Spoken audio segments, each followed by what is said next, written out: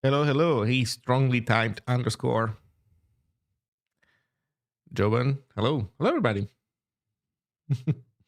Early question. I'm OOTL. Ocarina of Time. No, out of the loop. I wanted to loop on these streams, but did you look into ZIO? Um, I know that it exists. No, I haven't looked into it. I'm not interested because it's a userland implementation of an event loop built on top of another event loop, libxev. And I think the libxev has some design issues that are already problematic. So whatever you build on top will inherit those issues. Um, and I think that basically I want to use what's in the standard library because I don't know. I want to focus on that. I want to help the discussion on what lands in the standard library and try to make that better. So I don't have a strong opinion either way. I'm just like not too interested because the fact that it's being built on top of something else that already exists, you know, makes me less interested. I'm more interested in these designs being made from the ground up, and also I'm interested in in continuing the discussion that's happening on Zulip. So I feel like ZIO doesn't lend itself too much to either of these things. So there might be some cool idea in there that I don't know about. Could be. The author could. I think that the author is aware that the Zulip discussion exists. So if he wanted to, he would participate. So I don't know. I think it's fine. But I'm interested in using directly what's in the standard library right now. Hey, down of my Requiem. Hello.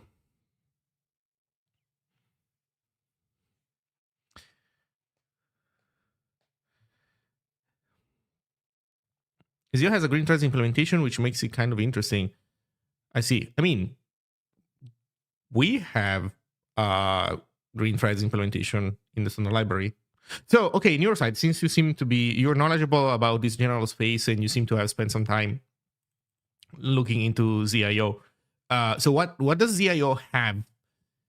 Not in theory, but in practice that you know about that could be relevant. Because if you just say it has green threads, cool, but we have green threads, and I'm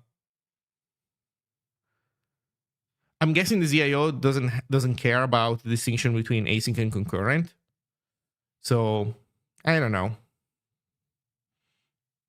These are the kind of things that I care about right now, like the semantics of each, that kind of stuff. So in any case, this is the result of yesterday's work. I don't remember if I wrote this commit message while live on stream or if I did it afterwards. I think I did it afterwards. So people that were watching yesterday, I wrote an alternative implementation of SCD IO threaded,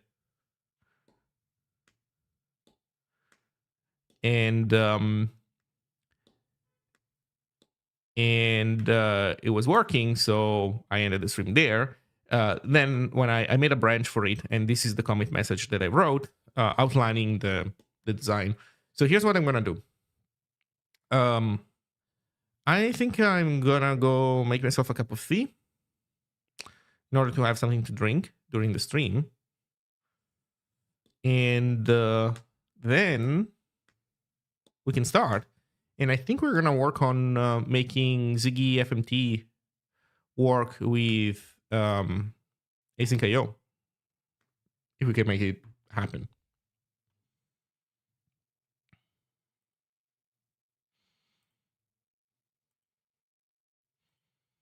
Yeah.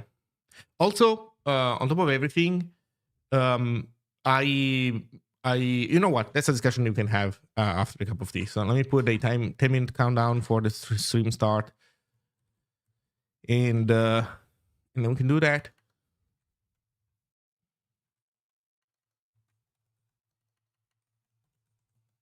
Oh, you know what?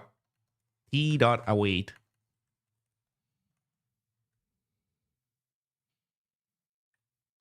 what a delightful joke. I'm so proud of myself. Okay, I'll be right back.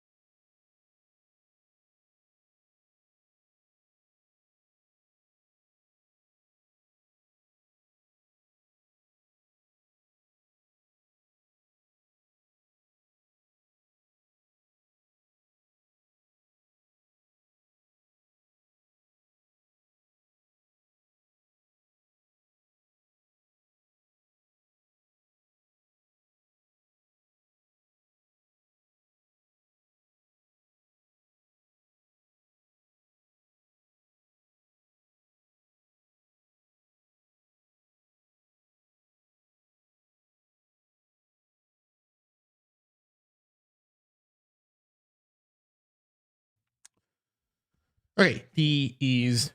I'm waiting for the 4 minutes for the tea to be ready. This is not microwave tea.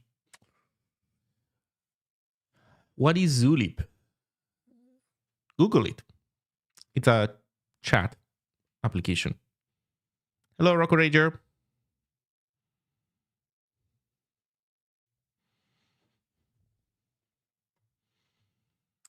Hello, hello.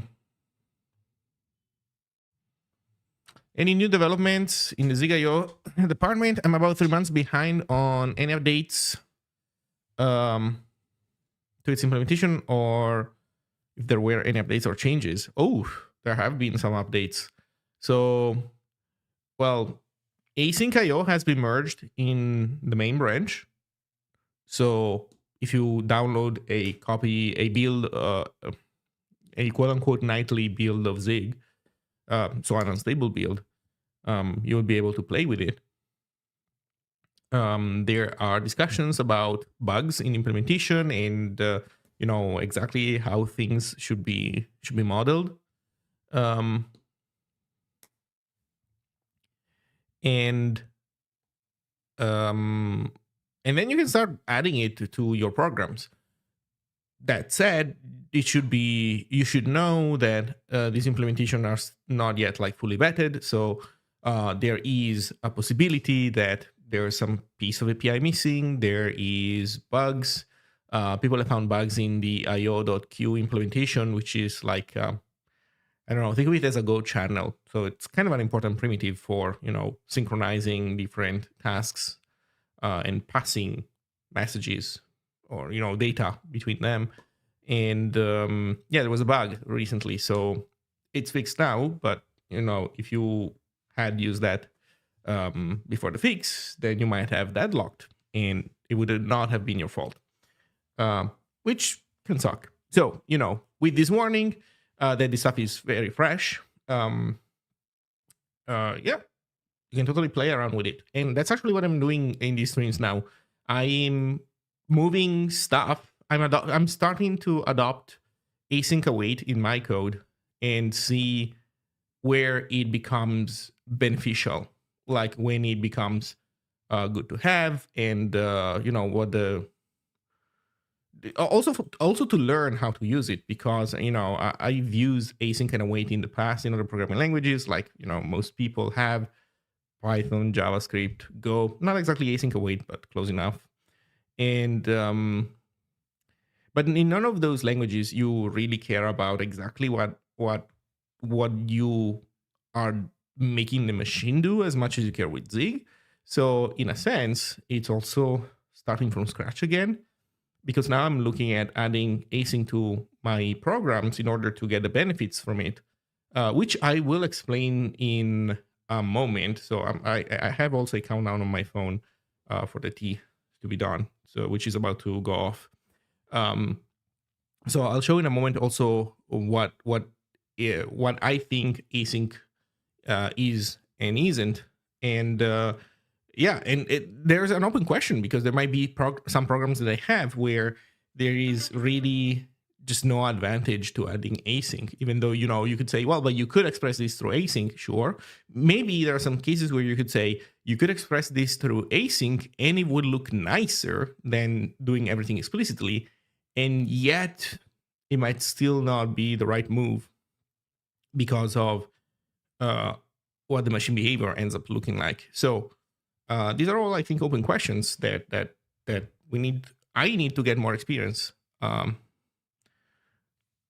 to fully know how to answer. That's the idea.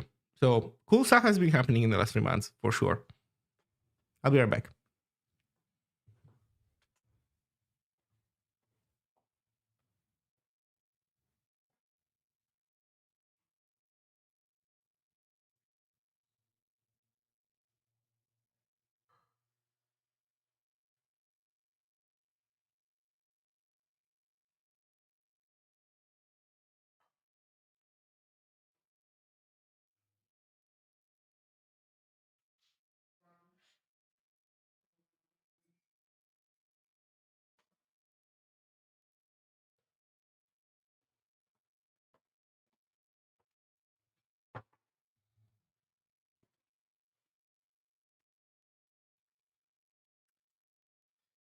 Yeah, sorry to disappoint. This time it's not microwave. I waited 4 minutes for it to...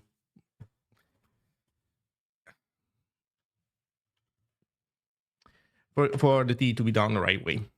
Imagine. So, I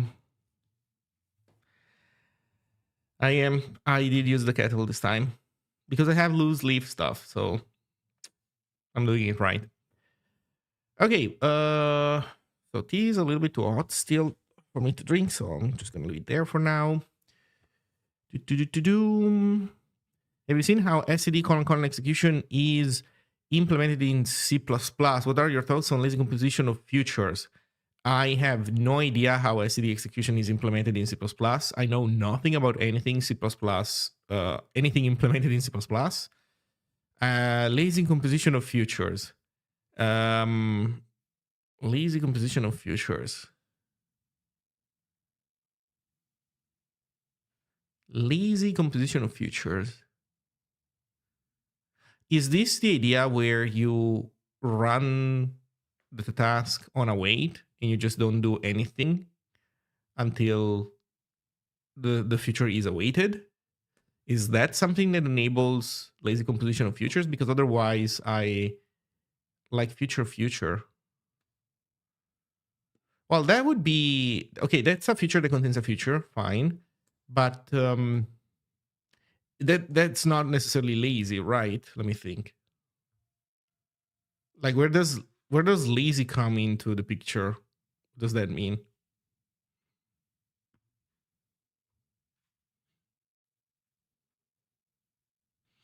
Let me put it this way. Can you bring up a concrete, not too complicated use case where you would want to do this? Come up with a compelling use case, and then I'll try to see how I would implement it in Zig, and see if any of this stuff would make sense. But the idea that a future can return a future, that's fine.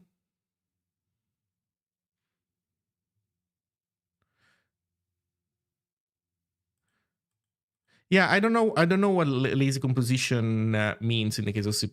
I don't know. I guess we can go spelunking on std::: execution, but there's a very high chance that await starts the future. I see. We don't do it in Zig. We discussed the possibility of doing it. We don't do it. We do not have a polling system, right, like Rust does. If I have to be honest, I find Rust's model puzzling because the fact that you have to actively poll a future for it to make progress is weird, really weird in my mind. And there must be some benefit that I'm unaware of, because otherwise I have trouble understanding why that would be modeled like that. You have to poke the future to keep it moving. Yeah, that's how it works in Rust. There was a thread recently where they had an issue. There was like a problem. You know what? Maybe we can look into it because it's an interesting discussion. Okay, let me do this. Let me I forgot to clean my glasses, so I'm gonna clean my glasses real quick, and then we can look into this stuff. I'll be right back.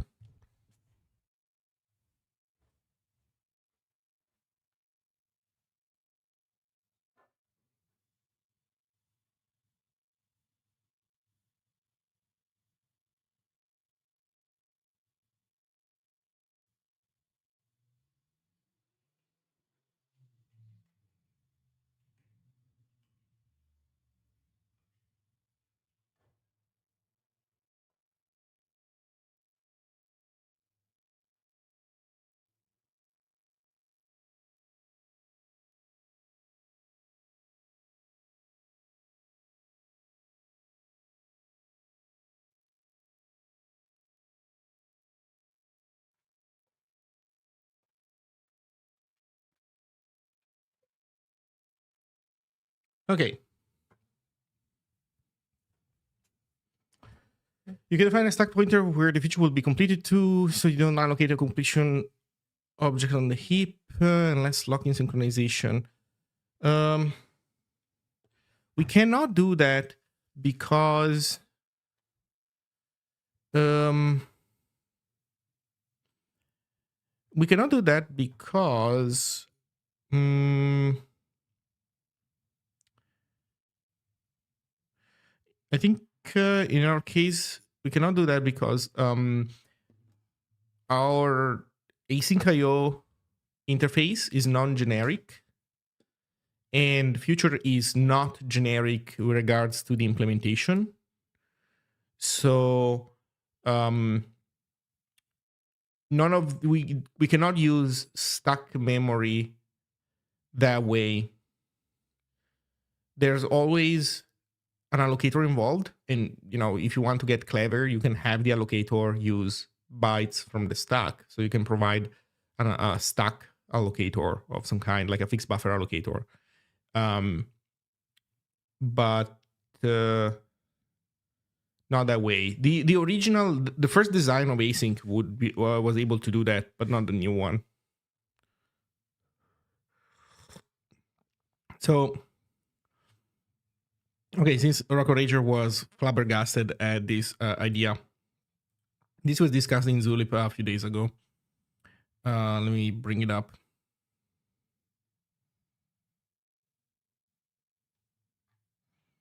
And then this is my answer. So let's look at the original one.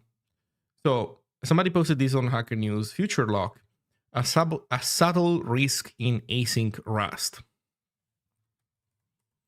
So this RFD describes future lock, a type of deadlock where a resource owned by future A is required by another future B to proceed, while the task responsible for both futures is no longer polling A.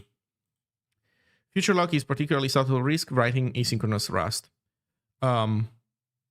Which is interesting because I find this interesting. I'll go through the concrete details of the example in a moment. But this is a sentence that to me, it doesn't seem subtle at all. I mean, obviously it's more subtle than the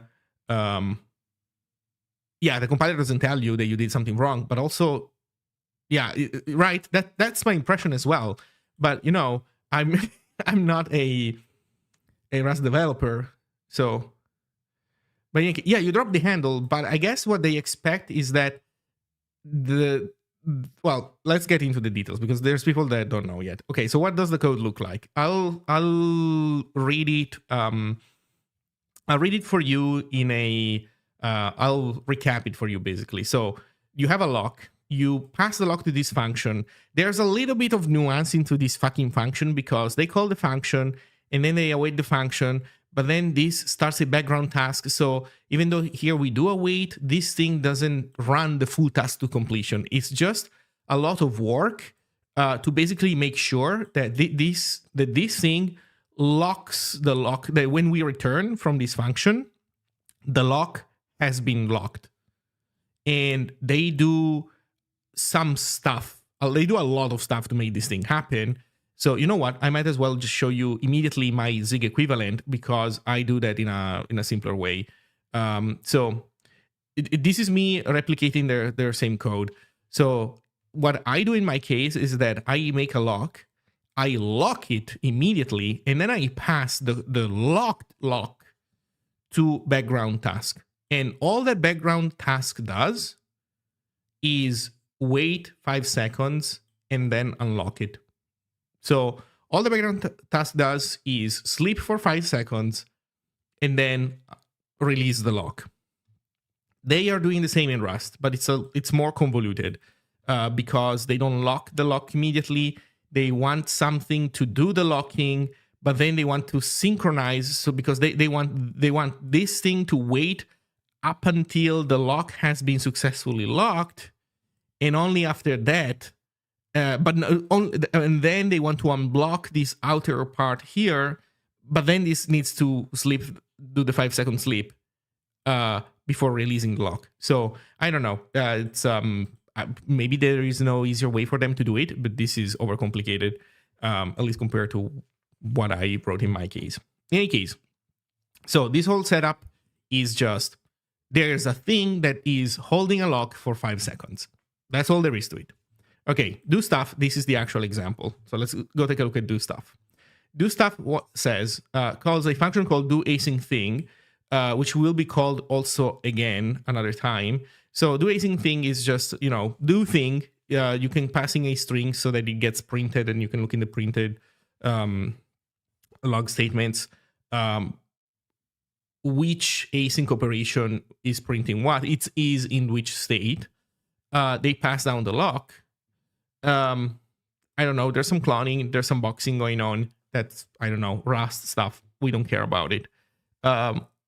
Do async thing, prints immediately. I started doing the thing. Tries to grab the lock. And then prints, okay, I got the lock, and then done. I think that what we're not seeing here, but is implicit, is the fact that the lock will be released at the return on this function. There is a hidden defer unlock. I'm guessing that is because locks have distractors, and the lock's distractor does a release. So it's not done explicitly, but when this thing stops running, it will release the lock. So what does do stuff do? Well, it starts running one operation. What does happen then? When that one operation starts, it will print started, and then we will have to wait for the lock. But the lock will come only after 5 seconds. So this thing is going to be stuck for 5 seconds, waiting for this lock to be released by background task.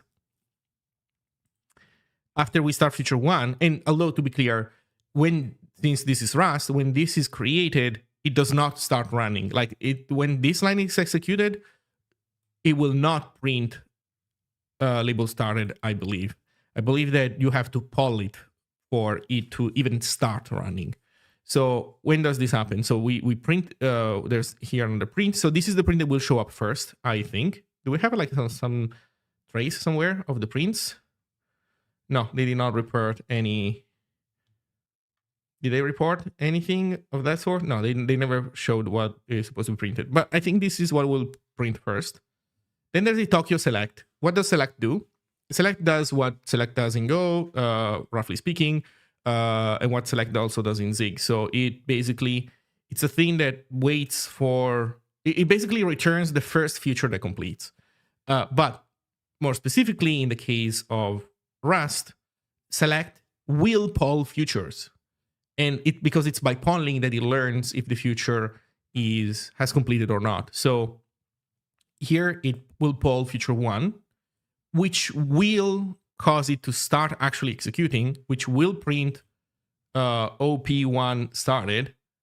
But then this future has an await. So polling will result in, I don't know what the state name is, pending, not completed. So future 1 made some progress, but it's not done yet. So nothing to do here. Then there's a sleep here. Sleep is, where does sleep come from? Oh, there we go. Tokyo time sleep. So this, I'm guessing, is another future. So sleep creates another future where it sleeps for 500 milliseconds. Interesting tidbit. This future, I'm guessing, starts. I guess the question is, when is this expression evaluated? Duration from millis. I'm guessing this is from current time. Like my question is this duration going to, no, this duration is just a number, 500 milliseconds. So I'm guessing that this starts the 500 milliseconds sleeping timer from when it gets polled first, I'm guessing, which, by the way, this might seem like a nitpick, but relative versus absolute times when you're doing async await are horribly important, because that's when under load things start getting weird. Like anything that you do that is supposed to have any coherence with time will start behaving in very wrong ways. And it's generally preferable to make sure that you use absolute times. Instead of saying sleep for 500 milliseconds, you say, I will compute now now that I'm deciding that I want to sleep for 500 milliseconds, I will compute from current time what is 500 milliseconds into the future, and you sleep until that time, because things can get delayed in weird ways when you're doing async and you're under load. Anyway, so it sleeps for 5. So this future gets polled. It's not ready because it's starting to sleep, so nothing happens. 500 milliseconds pass, and somehow, I don't know how, but somehow this select does another round of polling. And according to them, let's see. According to them, they have a breakdown here. 500 milliseconds later, Tokyo wakes up the main task because future 2, the sleep future, is ready. Okay, so I guess this thing waking up, like this timer expiring, causes this future to... I guess this future have completed? Maybe... Oh, I think I see it. No, the future will not have completed, but it will be ready to run. Tokyo, the event loop gets pinged, and Tokyo will know somehow that this other event loop, sorry, that this other task here is depending on this guy. So it will resume it, I guess, maybe. In any case, second round of polling happens. Future 1 still stuck because 500 milliseconds have passed, but there's like 4 seconds and a half still remaining. This guy, instead he's done. This guy succeeds, and then they do a second async thing. And this is where things become problematic. Why? Because here they didn't select on future 1 directly. By the way, people that do Rust, can you tell me if it's possible for you to select on the future directly instead of selecting on a mutable reference to the future? In any case, the problem is that since this guy wins, all the other losing futures are implicitly dropped. Sorry, not canceled. They are dropped. But here's the problem. This is not dropping the future itself. So think of dropping as running the distractor. That's how I understand it. So this runs the distractor, but it doesn't run the distractor for the future itself. It just drops the mutable reference. That's the problem. It drops the pointer, which does not run the distractor of future 1. So future 1 still exists. It has not been dropped yet. It has not been like destroyed. The distractor hasn't run yet, and it will run once we exit this scope. But here's the problem. For us to be able to exit this scope, we first need to be able to fully execute this. Problem is that this guy is waiting wants to grab the lock. But guess what happens? That after 4 seconds and a half, background task releases the lock. This future that still exists takes the lock, but nobody is polling this future anymore. Because select has already completed, like select has already seen that this guy has won, and so now we're stuck in here. Well, no, actually we're not. Well, yes, we run this thing. We run do async thing, and so inside of here we're stuck waiting for the lock. But for this second async thing to grab the lock, the first one has to release it. But for the first one to release it, it has to run to completion, and it only runs to completion if something on the outside polls it. So that causes a deadlock. That straight up causes a deadlock. You can, since you still have to type erase the concrete type to a future, then box pin it.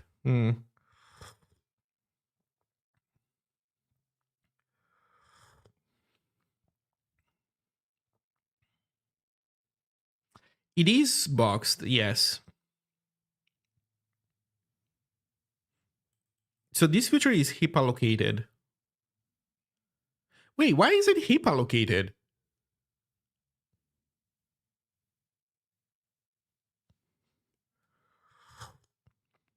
Well, in any case, so is this a pointer? This has to be a pointer, right? If this is boxed, this is a pointer. Or, I don't know, maybe a struct that contains a pointer.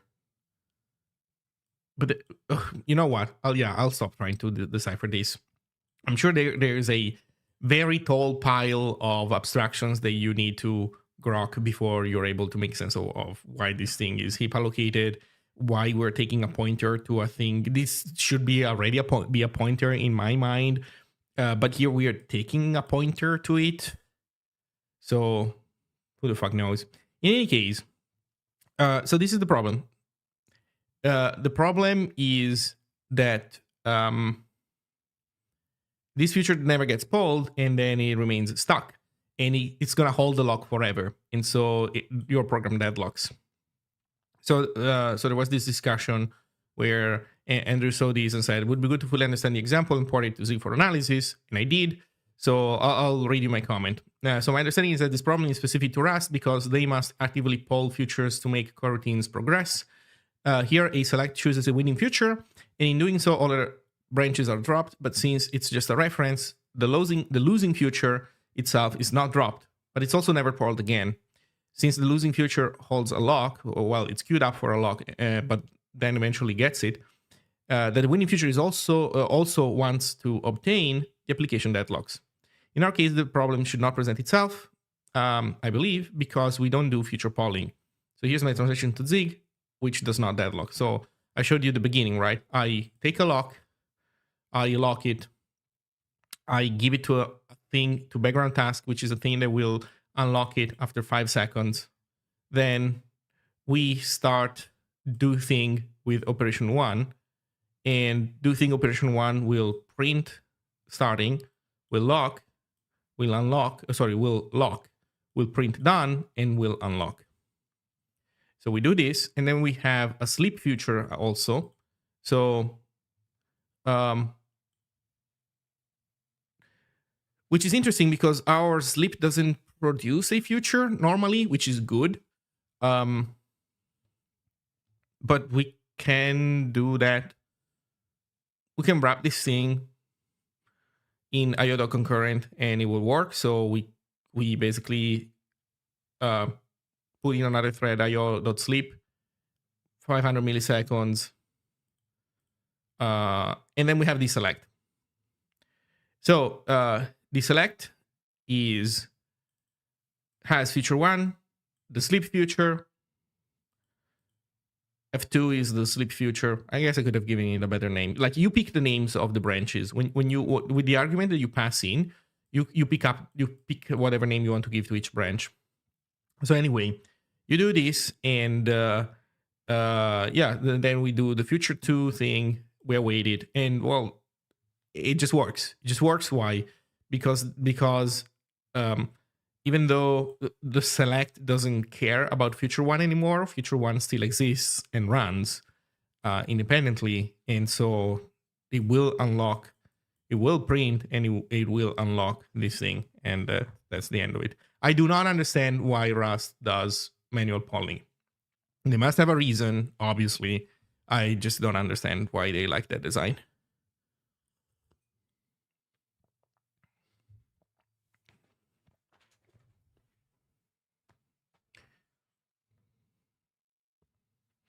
I'm not sure, but I think in this case they are boxing to make a pointer work between different await points. Oh. Oh. Okay.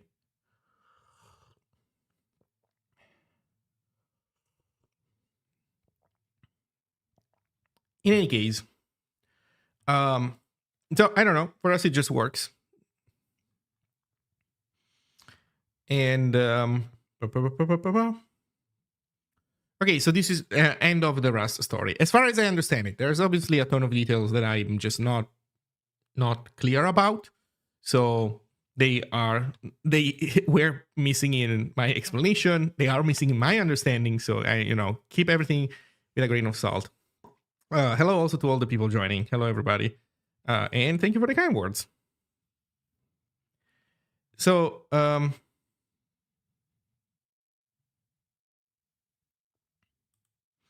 surely we can still do that, something like that in Zig. You mean manually polling futures, or you mean deadlocking? Definitely we can deadlock if we want. Like if we try hard, no, you don't even have to try that hard, but you can definitely deadlock. As for manually polling futures, um, I don't know. Oh, like that specifically? I don't know. That is this same way of deadlocking. No, we can't, because our futures don't need to be polled to make progress. So I don't know. So this is the story that got on Hacker News, also Lobsters. I didn't comment on the Hacker News thread because at this point I don't care about what's going on. But it was interesting to dissect this problem in our internal chat and learn something from it. Even though in this case it was just that it doesn't apply to us. It doesn't apply very much to us. Hello, CryptoCode. So here's another interesting tidbit of discussion that happened today. So there was this comment of somebody saying, commenting on my implementation of IO threading. So this comment is somebody who is trying to understand where to put async and await, async IO in the landscape of possible tools to use to solve use cases. And even though this comment is quoting my comment here, is not like the author, I feel, doesn't fully understand that this is just an implementation of async IO that will span multiple, that will have different implementations that will behave differently. They just need to, guarantee the same properties so that they can be interchangeable. But in any case, they were interested in their use case. And I think this was also an interesting exchange. So I'll read it in case that people here might find it useful. So this person says, I may be misunderstanding the use here, but I just want to run a lot of parallel computations. Here I'm thinking mostly about scientific computations, where I just want to parallelize a lot of work. How would I do that here? If I want to run 100 calculations / jobs in parallel on 8 threads, but on the 8th job runs immediately, will I have to wait for that to be done before the 9th job can start, even if jobs 1 to 7 finish earlier? Or am I misunderstanding your idea? When you say run immediately, do you not mean on the main thread? Or maybe I should not even be using IO.threaded? I'm still trying to understand the new interface. So, and this is where I think there's a misunderstanding. The answer that I will read, that I gave, that I will read in a moment, is that you should not be using IO at all. IO as in uppercase IO. This is not something that async IO is supposed to give you. But I'll finish reading here. Another question, do we have something for purely multi-core, not multi-threading? I have previously run into problems where it was better to explicitly run only one job per core with the given type of job I was looking at, even if multi-threading was available on the platform. Is separate cores ensured by using concurrent instead of async? And the answer is absolutely not. Concurrent or async don't have a knowledge of cores. They actually don't have a knowledge of threads either. Concurrent and async are not about threads. In the IO.threaded implementation, when we implement that specific implementation, where we don't have cyclist coroutines, where we don't have green threads, then yes, we do care about OS threads. But otherwise, in general, async and concurrent only care about expressing, respectively, asynchrony, and one is about the possibility of asynchrony, and the other one is about the requirement of concurrency. So, link please. Okay. No, this is a link with quote. Don't do that, stupid fucking browser, man.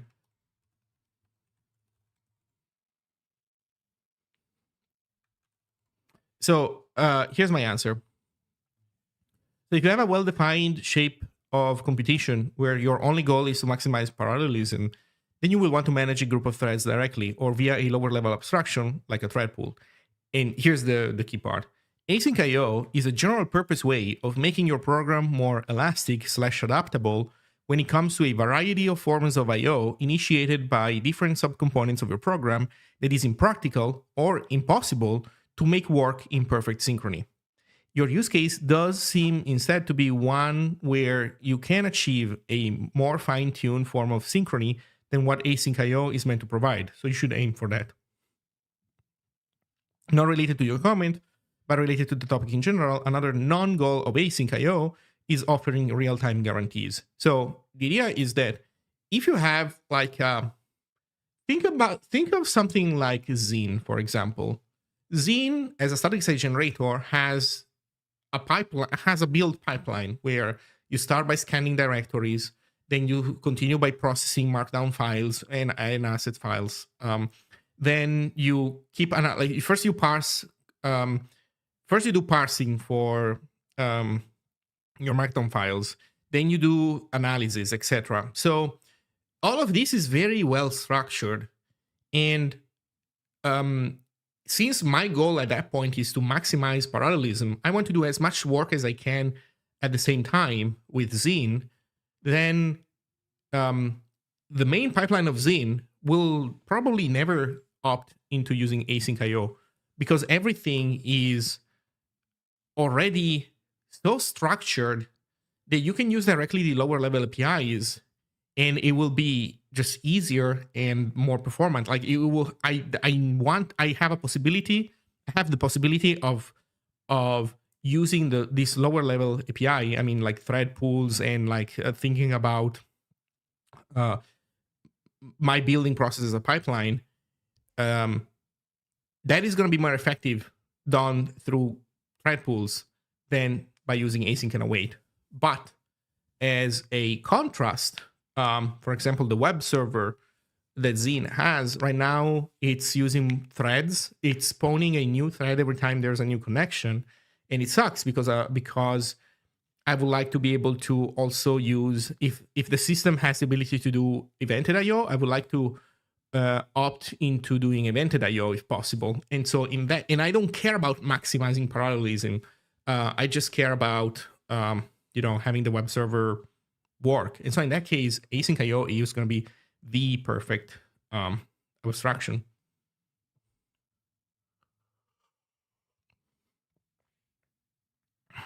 How people code without AI. I really like to code without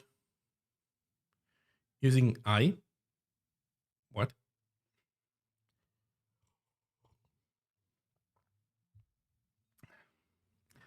How people code without artificial intelligence. I really like to code without using I as in intelligence. Is that what you're trying to say?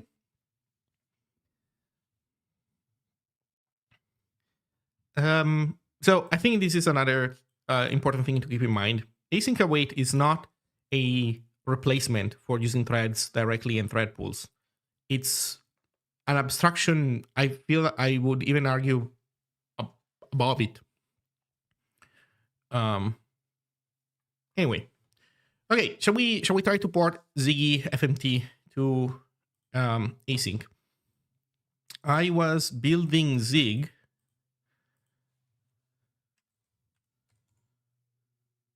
Okay, I was building Zig because I updated my dependency, and it needed me to get a newer version of Zig to compile. Does it compile?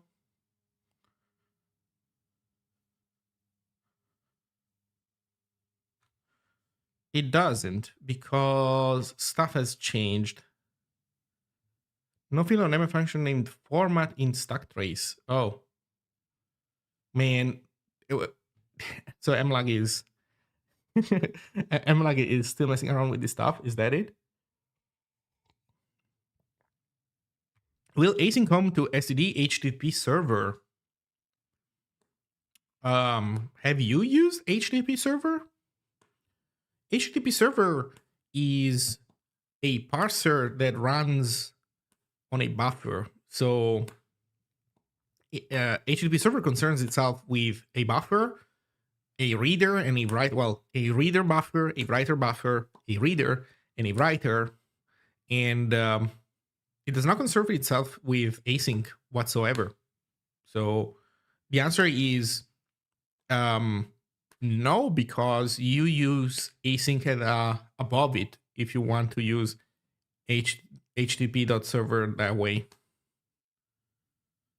You might be thinking that HTTP server in the standard library is an implementation that is comparable to what you have in Go, for example, where it's a thing that has behavior, and like you start it and then it runs and it spawns its own threads and then you shut it down.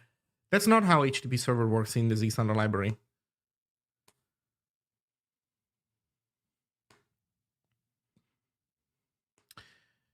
Sorry if it was already mentioned, but is async a new feature in Zig and previously had a more approach like directly with threads, etc.? Async is a feature that was in Zig in the past, implemented in a different way. Then it was removed. Well, more precisely, we moved from a C++ implementation of the compiler to a self-hosted compiler. So a compiler written in Zig. And as features were ported to the new compiler, async was just never ported. And now async is returning as a new implementation. So previously had a more raw approach, like using threads directly. We still do that. We still have that. And there are still cases, not like, narrow, weird edge cases. I mean, there's still plenty of cases where you will want to manage threads directly instead of using async await. So async await is a thing that it totally makes sense to do sometimes, plenty of times even. But that doesn't mean that you shouldn't be using threads anymore. To make a extremely vague parallel, it's like arrays versus array list. Array list is an abstraction built on top of arrays. That it's basically something. Array list is a struct that manages a buffer for you, right? An array for you. But that doesn't mean that, and that's something that you will want to use oftentimes, but that doesn't mean that you're never going to use arrays or, manually allocated buffers ever again. You will occasionally. About that add frame thing for stackless coroutines, those are coming in the future. There is a proposal. I don't remember if it's accepted or not, but there is a solid proposal from a core team member from AMLAG on how to implement stackless coroutines. So it is not guaranteed, but chances are that they will come in the future. That said, I will say that everybody is excited about stackless coroutines, in my opinion, for the wrong reason. For the wrong reasons. Specifically, when people benchmark stackless coroutines versus green threads, stackless coroutines tend to win. But there are two things to keep in mind related to that. One is that if you're clever in how you define your context switch assembly, then you can reduce the cost of task switching between green threads, and normally green threads also have the problem of size. Like, how big should a green thread be? Because every time you create a green thread has a stack. Yeah, that paper, as far as I understand, we do that already.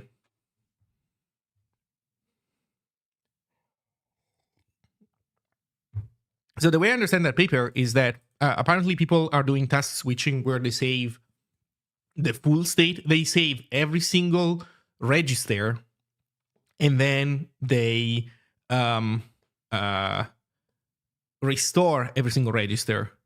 But the problem is that most registers will be copied, saved, and restored, even though it's not needed. But we don't do anything like that. The way it works in Zig is this. So if we look at, what should we look at? Let's look at KQ. I'm going to look at KQ because, I don't know, it's ARM assembly.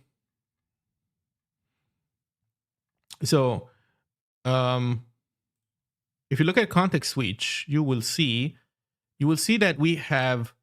I won't go through all the assembly. I mean, man, you know what? The only assembly that I like is RISC-V. Fuck all the other assembly is weird as fuck. Although no, I think that ARM is better in any case. But look, here's the important bit. These are the clubbers. Look at the clubbers. So all the clubbers are registers that we're not saving. So that's already how it works.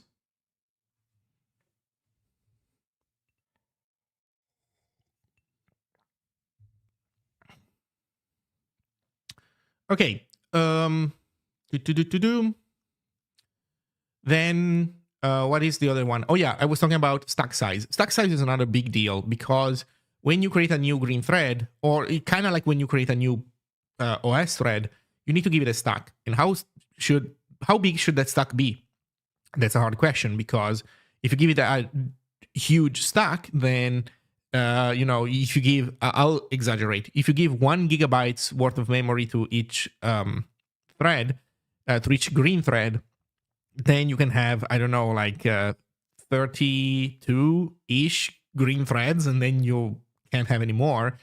But you want to have a bajillion of these things potentially, right? So, okay, then you give them a very small stack. What happens then, though?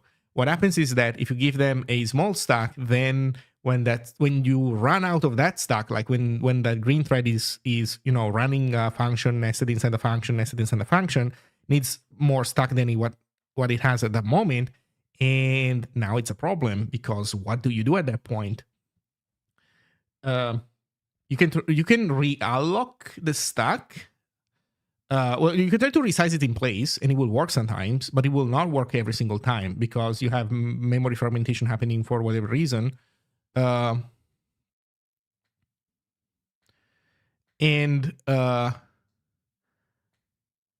was he saying? Sorry, I got lost in thought. Yeah, so if you give your green threads super small stacks, then you have to resize them, but then you have memory fragmentation, and at some point you can't resize them anymore, so you would have to move them to be able to resize them, and that's a problem, because in Zig you can't move stacks, because you would need to fix pointers, and we don't have a runtime. We don't know how to do that. We don't want to do that. So there's alternative strategies like segmented stacks, for example, where you grow the stack up to a point and then you allocate another chunk of stack somewhere else. But those things come with their own serious downsides. And so, long story short, all the green thread implementations that I think exist out there, you know what? Maybe not every single one. I don't know. I haven't seen every single one of them. But at least the major ones, they either give you big stacks, or they realloc stacks and have a runtime that knows how to fix pointers. That's what Go does, for example. Segmented is a linked list of stacks. Yes, that's how it would work. It's problematic. So what is the right answer? Well, the right answer is that you would like to give the perfect stack to each thread. And that's what we're trying to do here. So there's the proposal for restricted function pointers, which is a proposal that will put restrictions on the type of things that you can do with function pointers, and also force you to heap allocate if you want to do recursion, which is good, because recursion is cool when you do that in Lisp. It's not as cool when you do that in a programming language like Zig, in my opinion. I mean, it's not, the end of the world. It's just nowhere near as cool. And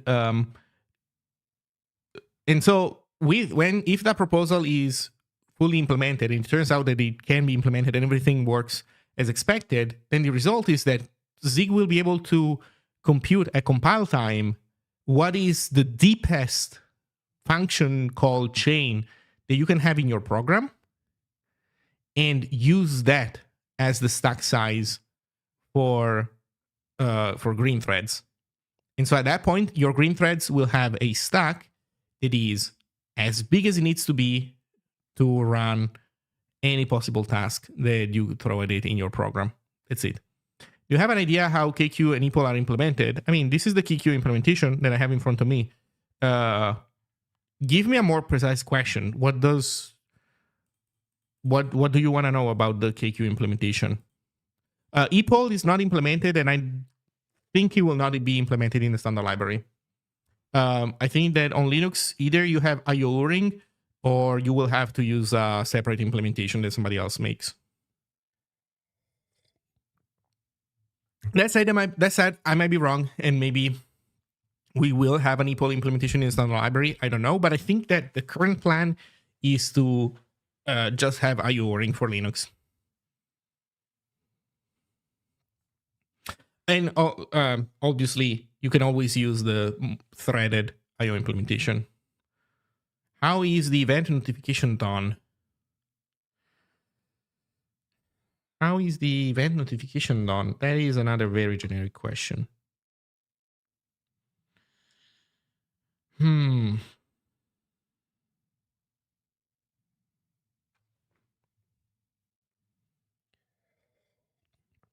Some hardened kernels disable IO ring. Well, you can use the multi-threaded IO implementation then. It's just that EPOL is such a sucky API compared to IO ring. Like, readiness is so inferior to completion as a form of non-blocking, as far as non-blocking IO goes. And I don't know, it's just bad. On macOS, we have KQ because that's the best you can get. But on Linux, I mean, I don't know, if you disable IO ring, you're not, you see, right? You're not like, you still have a way out. You can use the multi-threaded IO.threaded, so that works. So how is event notification done? Event notifications happen through KQ. So you create a KQ file descriptor. Let's see, function init. So there's a syscall that you make somewhere.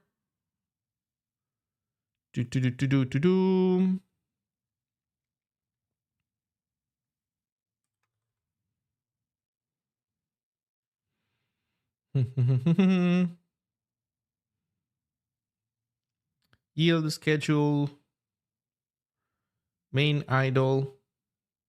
But it is a call to something like KQ, right? Oh, there we go. There we go. Oh, right, because there's multiple ones. There's one per thread. I forgot. So, but wait, this happens in schedule?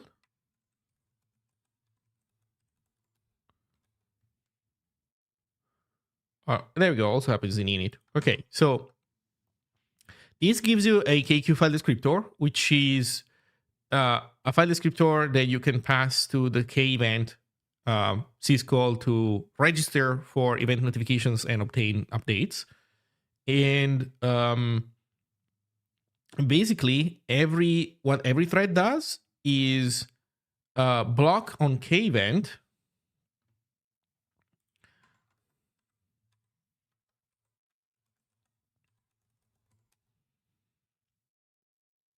Yeah, there we go, idle. So every thread first blocks waiting for K event to return some events to process. And when it does, each event will, depending on the type of event, it will contain a reference to a suspended green thread. And that green thread will be resumed. So let's say there was a green thread that tried to do a network API and the network API failed, the read or write, which we have here implemented, right? So function read. All right. Are they not implemented here? They have to.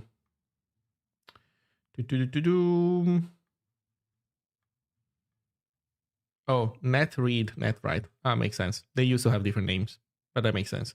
So every time you try to do a read of a socket, if the read returns E again, the socket always gets started in non-blocking mode, so it will return E again if there's nothing to read. So whenever there's nothing to read, there's a bunch of work that happens to tell KEvent, okay, KEvent, well, KQ, let us know when this freaking socket becomes readable, has data that we can read, and then we yield. And then when KEvent, when this thing becomes readable, then the other call, the one in idle, will return a notification that this thing can be read again.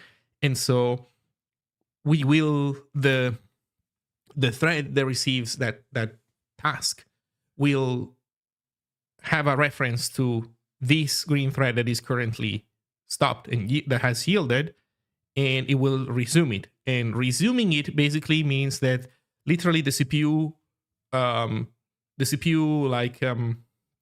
program counter, the instruction pointer, points at the instruction, well, somewhere inside of yield, but basically resuming means returning from yield. So we return from yield, hit the continue, and try again reading. And that's how async babies are made, basically. Is the new SCD.io going to come with a reusable file watcher? I think the answer is no. I think everybody believes that file watchers are too use case dependent to be made into a good reusable implementation. I tend to agree. I tend to have the same idea.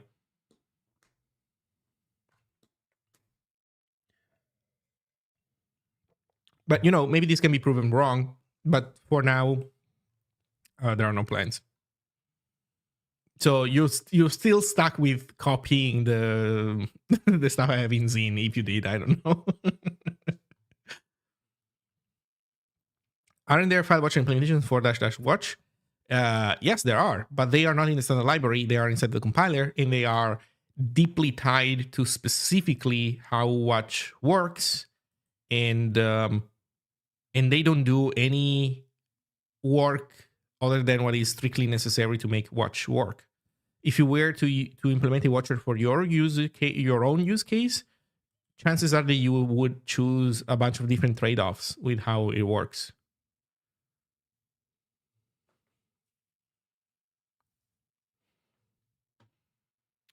Okay, what you explained is basically coroutine. Yes. You know what? I feel like there is so much fucking confusion out there. A coroutine is a higher level concept than a green thread. A green thread, a stackless coroutine, an OS thread, those are all primitives that you can use to implement a coroutine. A coroutine is the general concept of a piece of computation that you can pause and resume. So yes, anything that can be paused and resumed can be considered a coroutine. I would even argue, and what I'm about to say is more of a personal opinion than maybe what is the consensus out there, but I would even argue that iterators are a form of coroutines. Threads are implemented on coroutines. What?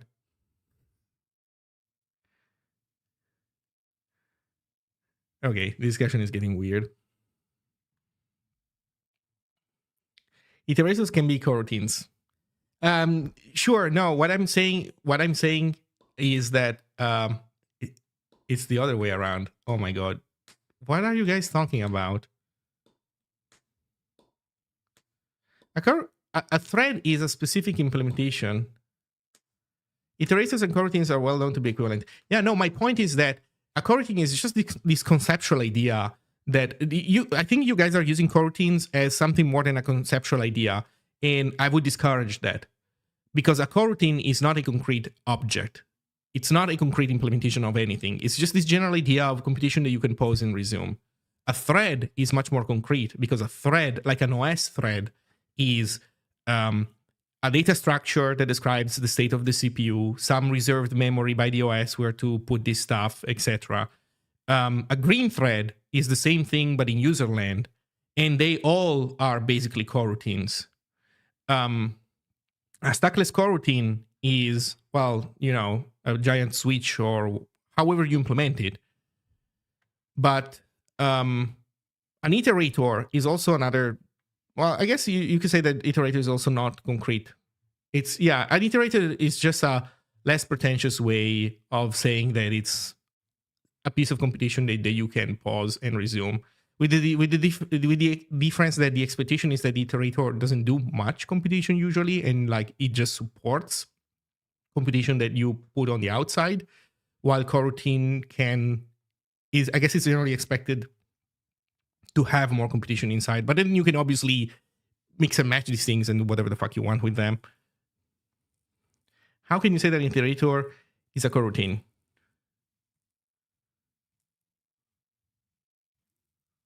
How can you say that an iterator is not a coroutine, man? I don't know.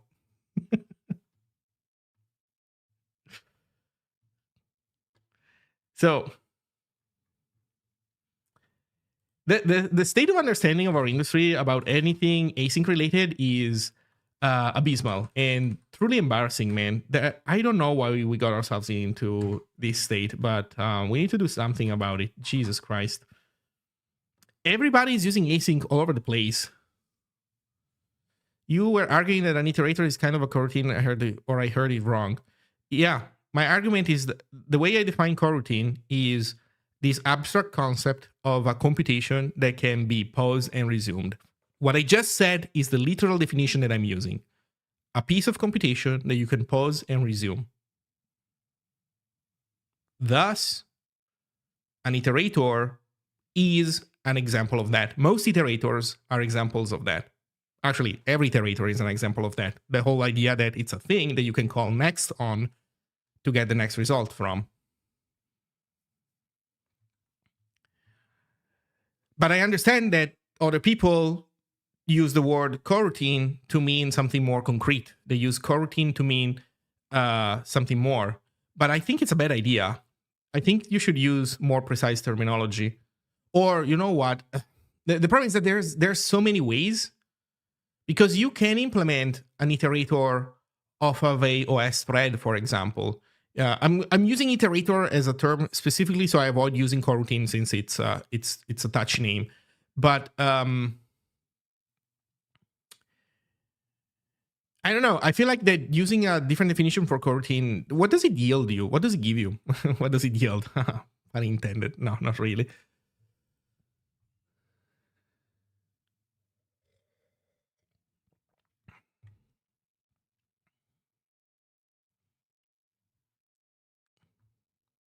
It's just stack, save, restore with extra steps. Wait, what? Coroutine or thread? Or iterator? Let's see. Iterators to me are different because they have different control flows. You mean than coroutines? How so? Or rather, you know what? Give me a different definition of coroutine then. Oh my god, this fucking Go stuff. No, I'm not gonna read any Go bullshit. I'm sorry. Give me a self-contained definition of coroutine that isn't a piece of Go literature, and then we can all reason about. I'll be happy to interact with that. In the meantime, I'll unblock my compilation errors. Oh, never mind. Can I? Yeah, no, I can. Okay. I think all the errors are in my code for now. Transport cdio.init wants 4 arguments now. God damn it.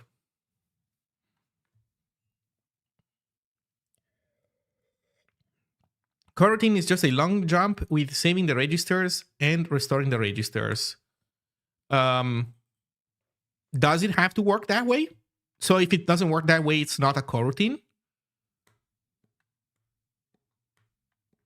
And keep in mind, I want a definition. I don't want is just, because is just seems like, oh, this is an example of kind of how it works. I want a definition. So anything that does not respect the definition is not a coroutine.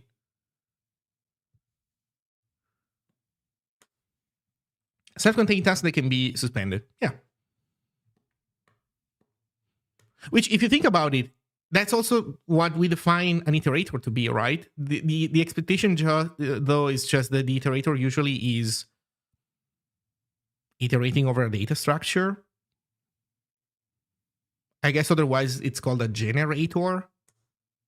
I'm thinking of something like an iterator over some kind of infinite sequence. Then you don't call that an iterator, you call that a generator.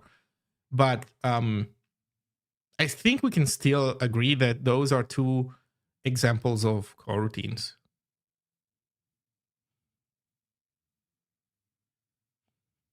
So a long jump with saving registers. So that means that, so for example, if I took that as a definition, then threads are not so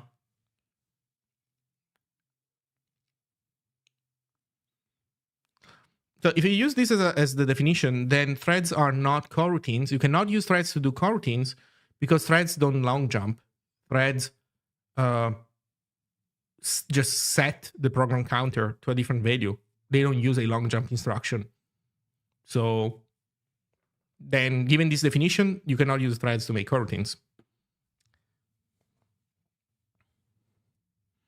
So if anybody disagrees with my definition, you must give me a better definition. Well, you must give me at least your definition, one that makes sense, and then we can discuss if it's better or worse than mine.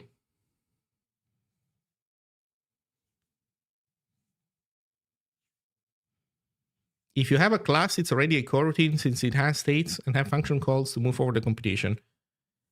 Not necessarily. Not necessarily. You can have a class that has functions that modify its state, but those functions might, do multiple things, but not be interruptible. I feel like working languages too high level to be a part of this conversation. That's fair. That's fair. It doesn't need to be the same CPU.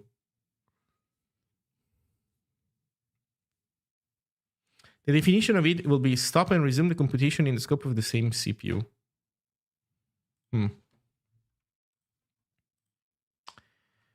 Man, we're not doing fine. I would say we're not fine.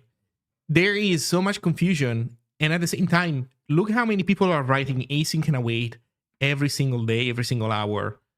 And nobody has an idea of what's going on. Oh my God. Doesn't languages have the state like a struct and it's a state machine without thinking about registers? That is indeed one way in which stackless coroutines are implemented. Yeah. That is certainly one way. I would even argue maybe the most popular way. I think most languages basically turn it into a struct with a state in them.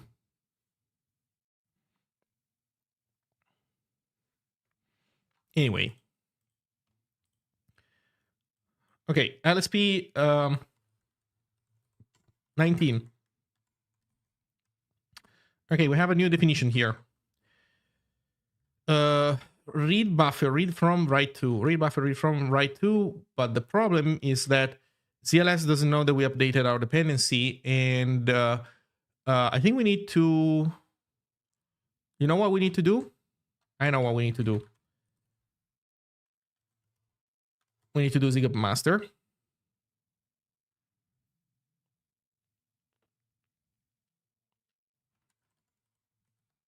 We need to go into ZLS. We need to git pull.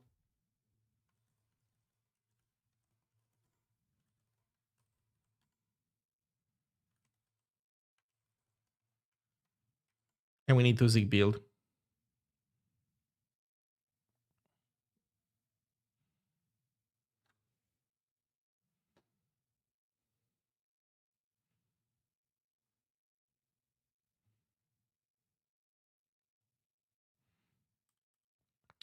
Oh man, C# is particularly funny. I used to work at a company that was doing C#, and not only everybody async and awaits, not really knowing what's going on, but they also love to intermix async with blocking primitives and abuse features that actually Microsoft should have never put into C#, like the ability to block wait on a future, like blocking a thread to wait a future in a non-asynchronous manner, right? So instead of yielding, like you just block the entire thread on that, because people then do that and then they starve the thread pool. They do all kinds of weird, fucked up shit because they have no idea what they're doing.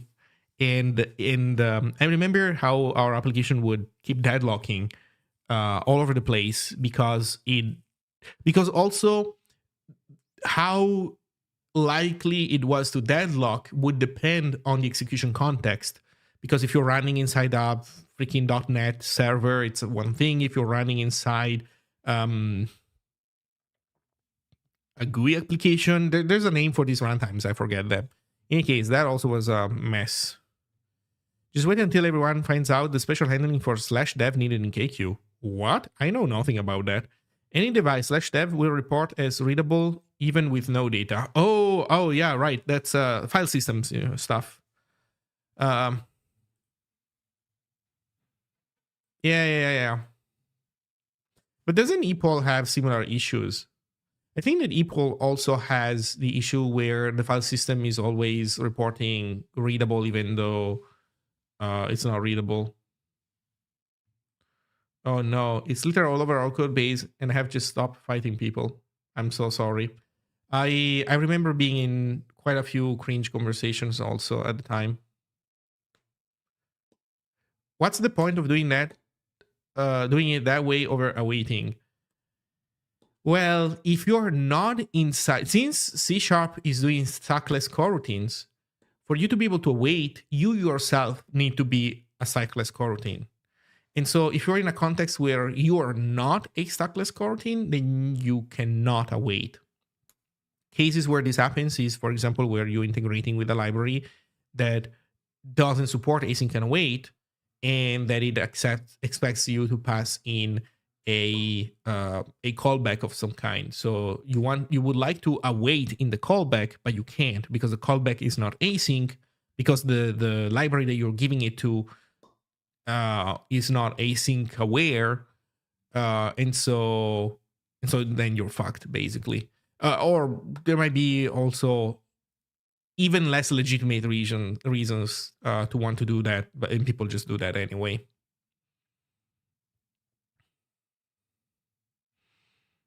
That's how coloring works in C#.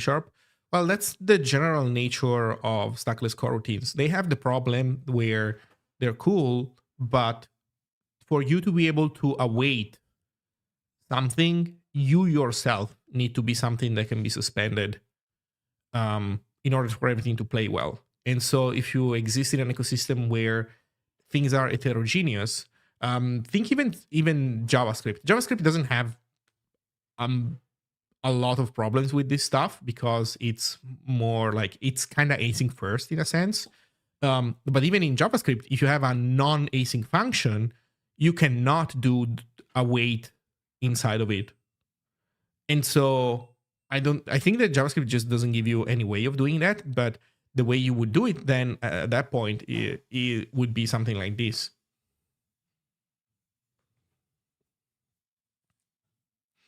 I've been trying for weeks to wrap my head around coroutines, features, and threads, and it doesn't stick. But one thing you said earlier lit a bulb in my head. Coroutines are not something or a specific object or something you implement. Yeah. You mean like you don't do my core equals coroutine, right? Well, I mean, in your programming language, you can define a function or a something called coroutine that you can instantiate. Yes, you can totally do that. My point is that when we are trying to understand these concepts, we would like to have terminology that helps us understand. And we would like those terms to describe things in a orthogonal manner, ideally, right? We would like to be able to separate all these concepts, give them names, and then understand their relationships. So for example, when you're talking about async IO, you generally also are talking about non-blocking IO. But async IO, async and await are not just non-blocking IO. It's non-blocking IO, pure order plus other stuff. And so, well, knowing where everything is placed on the map helps you understand things. So KQ, epoll, IO O-ring are ways of driving non-blocking IO. Then you have the problem of, okay, to exploit non-blocking IO in my application, I need strategies to be able to say this computation runs until it encounters something that would cause it to block. For example, it wants to read from something, but there's nothing to read yet. So I need a strategy for my program to be structured in a way where instead of stopping there, I can somehow move control to another piece of code that does something else in the meantime. And then I also need, usually with the help of those OS APIs that I mentioned earlier, KQ, epoll, IO O-ring, also I want to interface with those things so that I know when to resume the piece of code that was doing the read. And so now you have the problem of how do I pause computation and resume it in my program? At a high level, that's a coroutine. That's how I would call these things. That's generally what you need. Although here's the interesting thing: it's not strictly true. You can implement doing something while waiting for a socket to be readable without coroutines.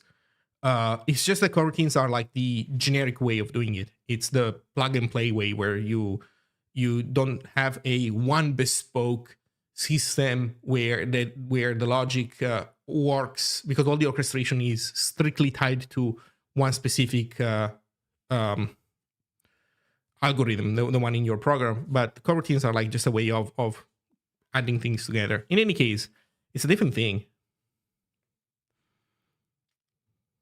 Anyway.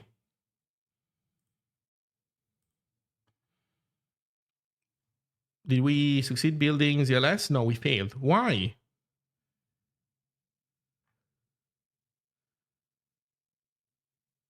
Wait, are you serious? Git status.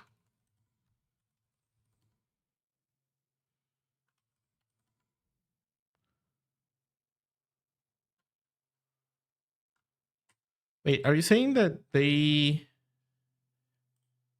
Wait, they have updated LSP kit but not ZLS to latest Zig? Really?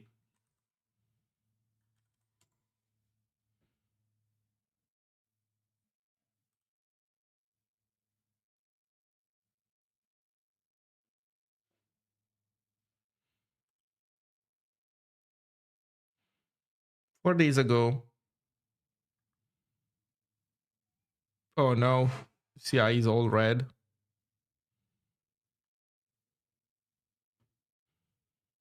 Oh. Oh, I see.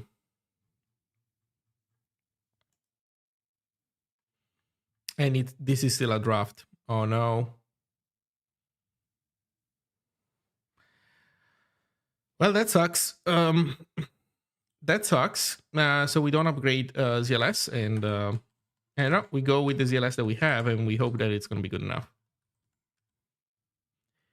Now, give me... Oh no, I cannot go to definition now. Right.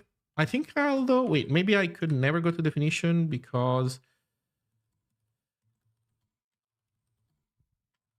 we don't build. We need to be able to build, I guess. According to Wikipedia, there is no single precise definition of coroutine. Yes, that is a problem with a lot of everything that is related to this space. Also, for example, everybody keeps repeating, and this goes back to my annoyance with the Go stuff. Concurrency is not parallelism. Concurrency is not parallelism. Concurrency is not parallelism. Yeah, sure. That's actually a fairly obvious statement, but everybody loves repeating that shit. And the funny thing is that no two people that say that have the same definition of either parallelism nor concurrency. They never agree. But I keep repeating it. And then nobody talks about asynchrony, which is why we have not only io.async, but we also have io.concurrent. I don't know. Such is life, I guess.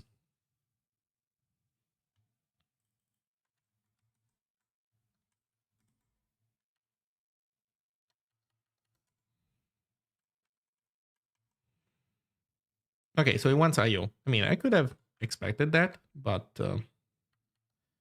yeah. Shit, now we have to make our own IO, huh? The problem is semantic confusion. Yeah, I guess that's one way of saying it, but the problem in general is just that we do just a poor job at explaining this stuff to people and understanding it ourselves, right? Every take any part of human endeavor, the parts that we understand well, we have good terminology for. The parts that we don't understand well, we have shitty terminology for. Go back in time, I don't know, a few hundred years back before people understood, microbiology, and they didn't have a word for bacteria. Now we understand that, and we have a word for it, and et cetera, et cetera. So, yeah. The problem, though, is that the part that I find annoying is that by now we should understand these concepts because we use them. We write async and await all the time, everywhere. And yet there is just a ton of confusion. I understand none of the three, so no issue here. Awesome.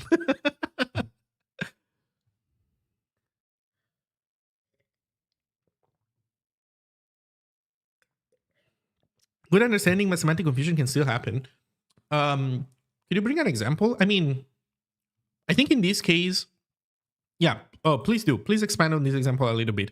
I think in this case, the problem is that we just are doing a shit job all around at it. But I'm curious what you mean.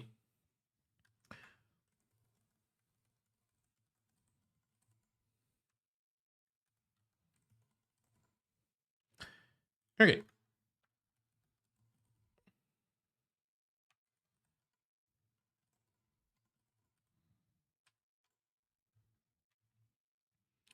Next problem.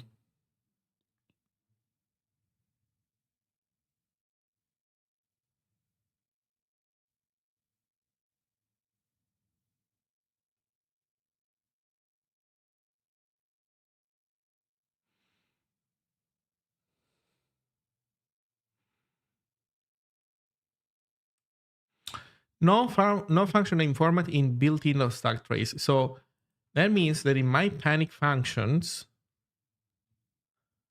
I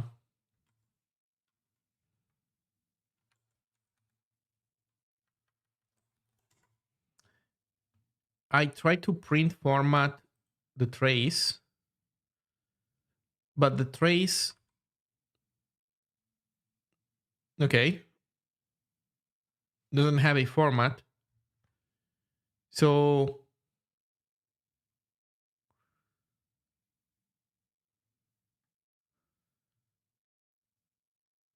so just this.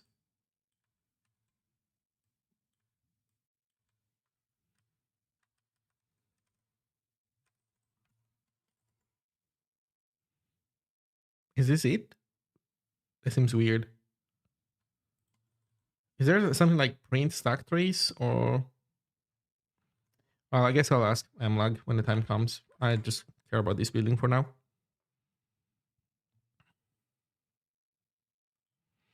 I think people are mad because we were having enough with just two concepts and you guys introduced a third. Did we?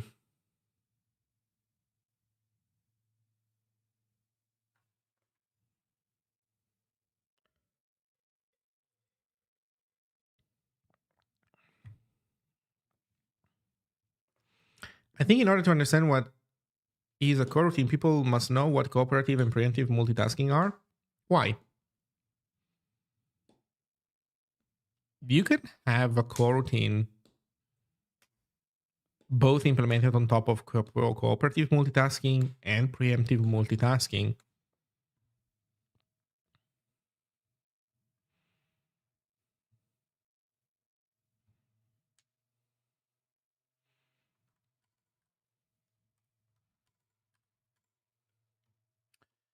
See what the next problems are. Testing allocator used when not testing. Fuck. What?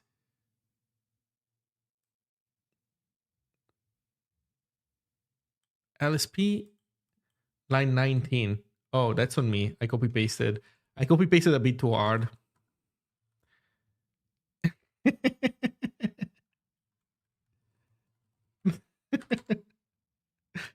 Okay. Manufacturing expected the arguments found 1 FMT line 15. Don't tell me it wants IO. Well,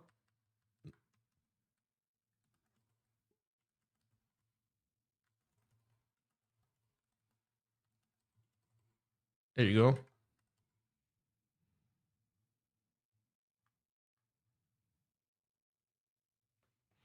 Expected file IO.file found fast file. Oh.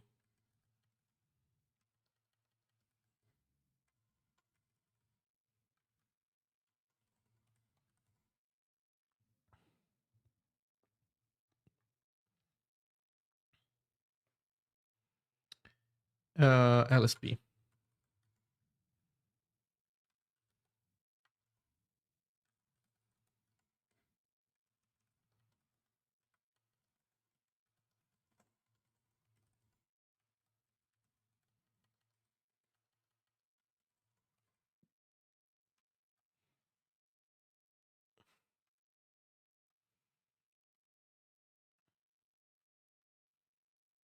Okay. Expected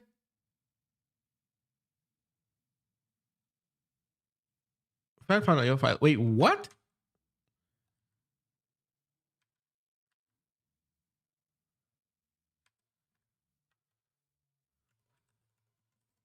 Wait, it's one IO, one FS file?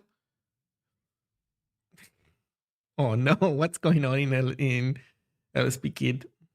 I feel like what I'm embarking on right now is not gonna be a success story because my dependencies have not been updated. Is FS file going to be removed? Yeah. Yeah, FS file is going away, I believe. Or you know what? Maybe it will be a lower level thing under io.file, although I don't think so. I think it will just go away. I think it's just there because more stuff needs to be migrated.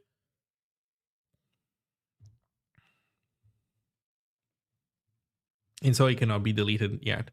Or maybe I think it's maybe some of these, maybe Andrew left it there specifically so that people can keep using it for a while more and like have a smoother transition. But I think it's definitely no way. Let's see. I don't want to get too philosophical, but the fundamental problem here is nobody really knows what in the scientific world what phenomena like intelligence or consciousness are. So then that confusion and unknowingness goes down the stack. This is why fundamentally there's so much confusion with AI, but it also applies to many other things. So your point is that even though the terminology is one, AI, then different people mean different things because we don't agree on what AI is or isn't because of how we inherently don't understand intelligence and consciousness. I think that is totally fair to say. I think in the case of concurrency, we can do better. We know what those things are. We just are poor with terminology and then we make a soup of things. But as a field, we understand those things way better. Not every single person, not every single software developer does, but the people that should, they do understand the individual concepts better, but not fully. What's funny is that, as I was saying, everybody says parallelism, concurrency is not parallelism, or parallelism is not concurrency. I don't remember one of the two. But nobody says asynchrony is not concurrency, which is also funny.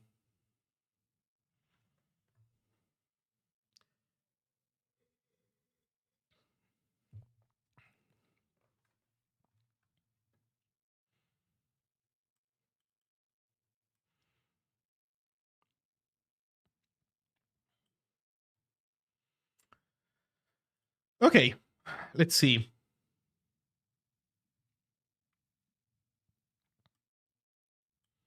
Manufacturer expected 5 arguments, found 6. Okay.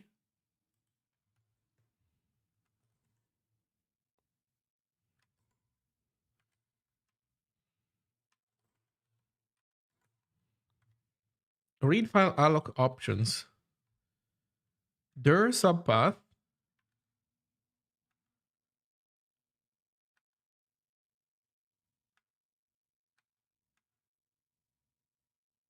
Oh, wait. This is the one. Oh, man. I haven't updated it yet. Oh, my God. They put GPA as the second argument.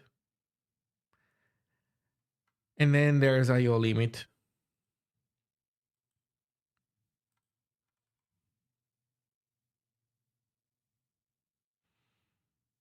And then alignment sentinel. So alignment sentinel is fine. It's size hint that's gone. Okay.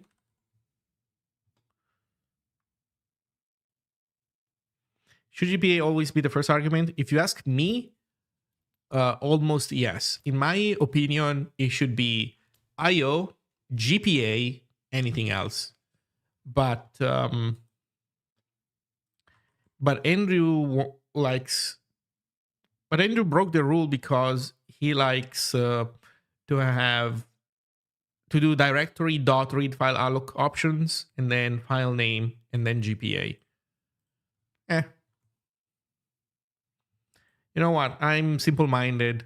I like having IO and. But you know what?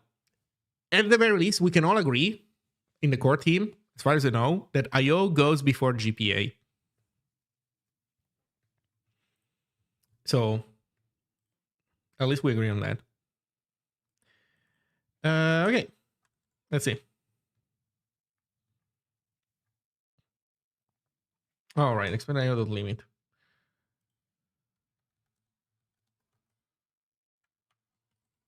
I think it's like this. Or no, I was too optimistic. Okay, what are those limits? Limited. Okay. Limit add.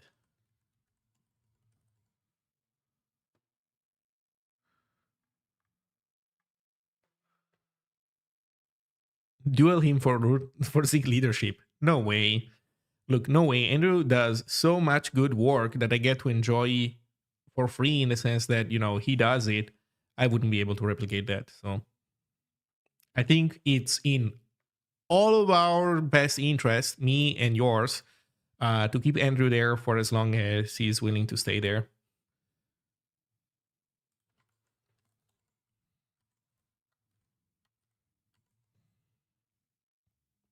Okay, print current stack trace. Once 3 arguments, found 4. Okay. Options writer TTY config.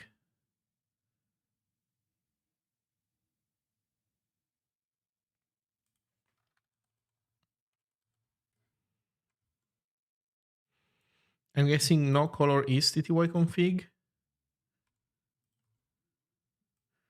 And these guys are options in here or just gone.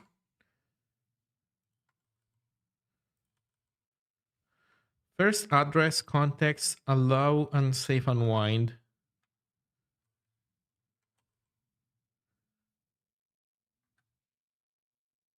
Okay, you know what? We do have first address, right? First address. So this is red other. And I think we can just get rid of this.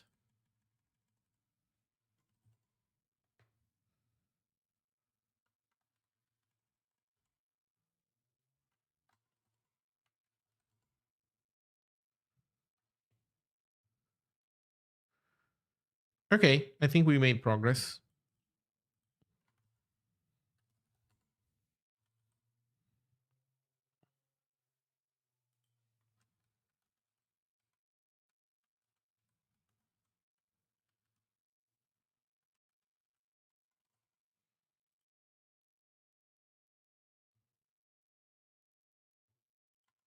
Oh, I'm a dumb.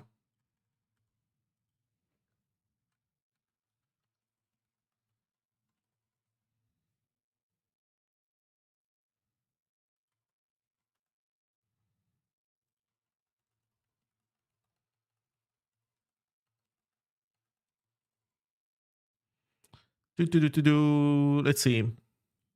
Concurrency always implies context switching. No, suspend and resume. If it depends what you mean by context switching. Um,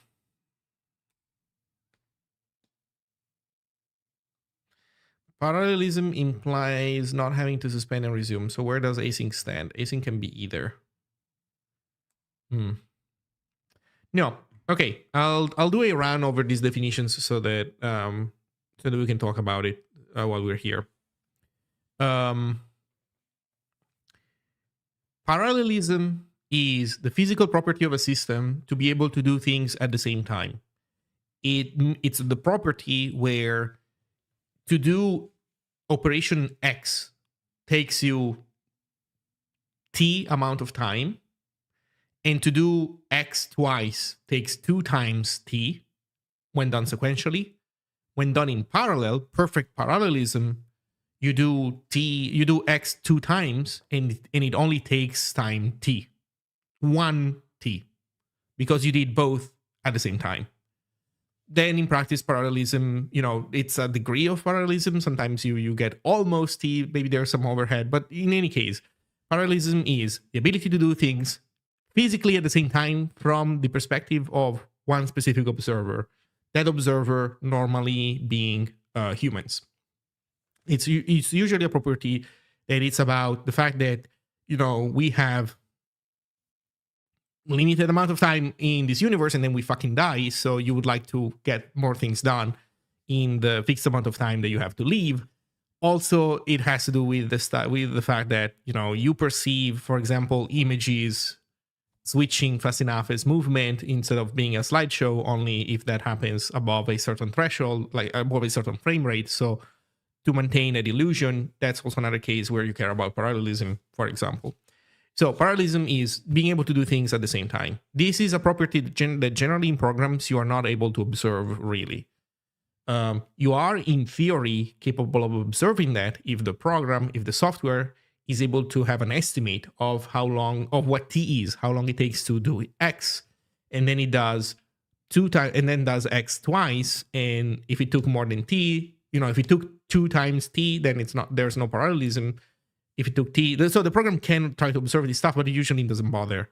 So that's parallelism. In practice, things that give you parallelism are things like CPU cores. The more CPU cores that you have, the more parallelism you can have. Threads, instead, are a unit of concurrency. Why are threads? So, well, what is concurrency? Let's just say that concurrency is the ability to run a piece of computation up to a time and up to a point, and then pause it and switch to something else. This is also what coroutines are, right? But for now, let's put aside the term coroutine since it's complicated. Let's just call these things units of concurrency. So a thread is a unit of concurrency. It's a form of concurrency because it allows you to compute something up to a point, pause it, switch to something else. Threads have nothing to do with parallelism because you don't get parallelisms from threads directly. You get parallelism from CPU cores. So, case in point, you can have a computer that has only one CPU core and the ability to do multi-threading. And so if you spawn 2 threads and both are scheduled to do X, and the CPU switches from one and the other, so they do things, well, a bit of this, a bit of that, a bit of this, a bit of that. But how long will it take for that computation to complete? If running X once takes T time, how long will it take? A chat, I actually want an answer. How long will it take for a single core CPU to run to completion 2 threads, each doing operation X once? Give me the answer, and then you will unlock the next step of the explanation. Core count is 1. 1 core only.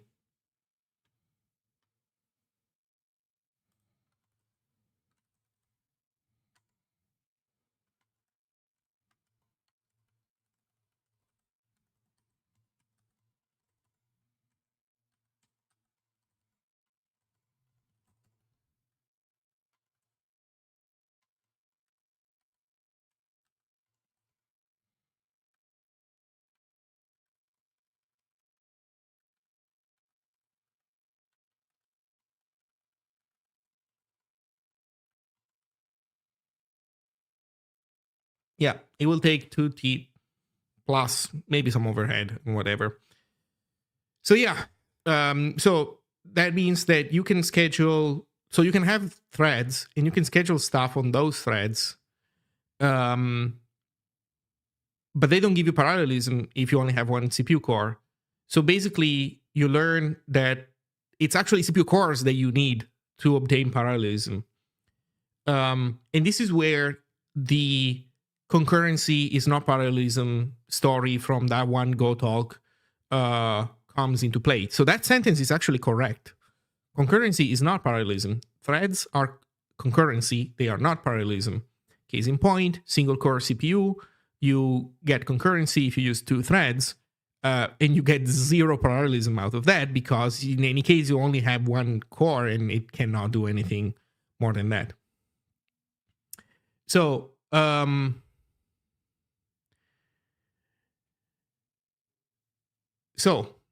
okay, so we know what parallelism is. We know what concurrency is. I'll give you another interesting example of parallelism. Other computers are another example of parallelism, but also within the computer, it's not just CPU cores. The GPU is another thing that can give you parallelism, but also hard drives can give you parallelism because you can, because the hard drive can read from memory and save to disk or vice versa, independent from the CPU. The CPU doesn't have to block and wait for the device to complete its operation before continuing executing machine code. So this has been a thing for a long time, not since the beginning, but this has been a thing for a long time. So, so long story short, it's not a bad idea to async a save to disk, because then the CPU can actually continue doing your stuff for sure. Okay. So, what is asynchrony? In this story, asynchrony is the idea that 2 pieces of computation, 2 tasks, which for simplicity, let's call them functions, is the fact that 2 functions do not directly depend one on another for completing successfully. I mentioned this example yesterday. I'll mention it again because it's a good example. If you have an SQL database and you have a function that creates tables, so create. I'm still writing with my mouse. Sorry. So you have a function called create, and that function creates tables. And then you have a function called fill. And this function does, this one does create, well, as the name says, this one does, create table, blah, blah, blah. And this one does a bunch of inserts. You cannot run the second one until the first one has completed. So these 2 functions must be called sequentially, one after the other. Otherwise, it doesn't work. But if you have instead, another example is save file A and save file B. So 2 functions, one saves a file named file A and the other one saves a file named file B. And for your program to complete correctly, you just need to save these 2 files. They contain maybe even different data, it doesn't matter. And it doesn't matter in which order you save them. They just need to be both saved at the end of the program. Then those 2 functions are asynchronous, because they don't have a ordering relationship between them that is required for them to compute correctly. So asynchrony is a property of your computation, of parts of your computation. So when you have that property in your computation, that's when you can start thinking of scheduling these things on different threads, because things that run on different threads are asynchronous to one another, except for synchronization points. Whenever you have atomic variables or locks, the things that where you have, as we say, threads synchronized with one another. But everything else, as long as you have two pieces of computation that have chunks where they can do things without caring about what the other one does, that's asynchrony, and that is what you can exploit to hopefully, usually what you care the most is obtaining parallelism, obtaining better resource utilization. So that's the idea. Now, where does asynchrony is not concurrency come into play? That's what I wrote in my blog post, so I'm going to bring it up so I can use the examples in there. So the idea is this. I mentioned save file A and save file B, right? So here you have a function that wants to save file A and save file B. And if you write it like this, you're not expressing in the program that actually you really do not care about in which order they happen. And so the compiler is not allowed to take this code and and do these things in parallel in any way, because it doesn't know that it doesn't matter the order. So then, if instead you use io.async, you're saying, well, you know what?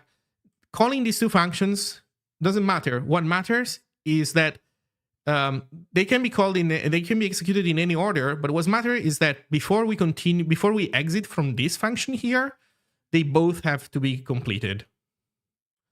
But here's now the key understanding. This is the key point of Zig's design. This is the unique thing that no other programming language gives you. Literally no other one. When you use async in C#, in Ruby, well, actually no, Ruby doesn't have async. In C#, in Python, in JavaScript, in Rust, when you do async, you are scheduling this thing on a separate unit of concurrency every single time. If your async system is based on green threads, you will create a dedicated green thread for each of these things. While here in Zig, we are not doing that. With async, we are just saying that these two functions don't have an ordering requirement, which means that they can be scheduled on different coroutines, on different units of concurrency, on different threads, for example. But it's not strictly required. It's beneficial, so the event loop, the I/O implementation, understands that trying to get to do things in parallel is a good idea. So it will schedule things on different threads if they are available, but it's not strictly required. So this means that if you write io.async, you can compile this program in single-threaded mode using the blocking I/O implementation, and the result is that since there are no multiple threads, this will still be executed sequentially, because executing it sequentially is still correct. There are instead other cases where you're doing things concurrently, where concurrency is a requirement. You have maybe a server that waits for one client to connect, do some computation, and then it shuts off, and then it completes, like the function that runs the server completes successfully. But if you try to run that within the confines of a single program, so the single program is both client and server, or an alternative idea, an alternative example for the same idea. You have one function that wants a lock, and a second function that will release the lock once you run it. In this case, you need to run both things, because if you try to run them sequentially, then you run the first one, it will block, waiting for somebody to release that lock. But the second thing that is the one that should release that lock will never run, because we're not going to start running it until we're done with the first. But we're never going to be done with the first, so that deadlocks. So that is a different type of computation where the two functions are not fully asynchronous. They are functions that require concurrency. So that's why we have io.concurrent. So that's the idea.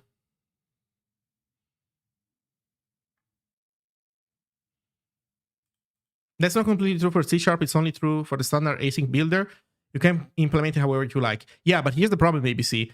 In C#, you do not have a distinction between io.async and io.concurrent. So if you try to make a async runtime that does not run things in a different coroutine, your program is going to deadlock. Well, not one specific program, but like if you use that runtime to run other people's async programs, it will deadlock at some point because you don't have a distinction between when it is safe to schedule things on the same thread and when it's actually wrong because that thing will stop and you're prevented from being able to run the rest. So there's that.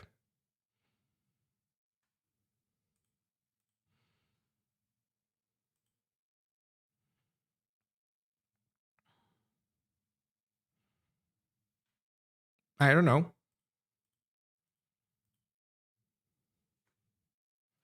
What is the actual type that IO async returns? A future. But it can return a future that is already fulfilled also. Async can either maybe, let's talk about io.threaded, okay? So let's talk about that concrete implementation. In io.threaded, io.async can spawn a new thread and give the save file with the arguments to run to that thread and then return a future that will be fulfilled once that computation is completed.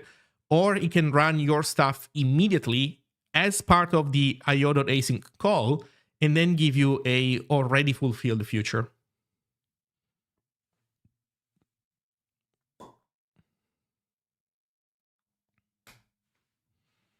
But you need to have a distinction, like you need to understand the distinction between when something is async and when something needs to be concurrent. Because otherwise, trying to run things in single-threaded mode because otherwise trying to run things in single-threaded mode will potentially deadlock. And there is no way for you to know when it is safe to do so or not. So I hope that explains why asynchrony is not concurrency.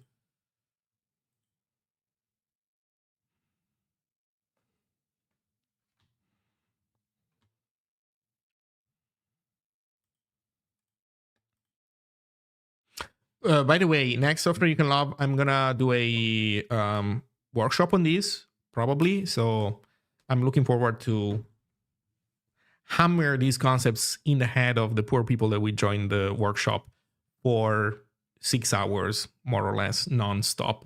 3 hours in the morning, 3 hours in the afternoon. Just forget everything about concurrency that you think you learned before. I think I'm gonna have like a swear jar where people have to put like I don't know, $10 or something whenever they say the word monad.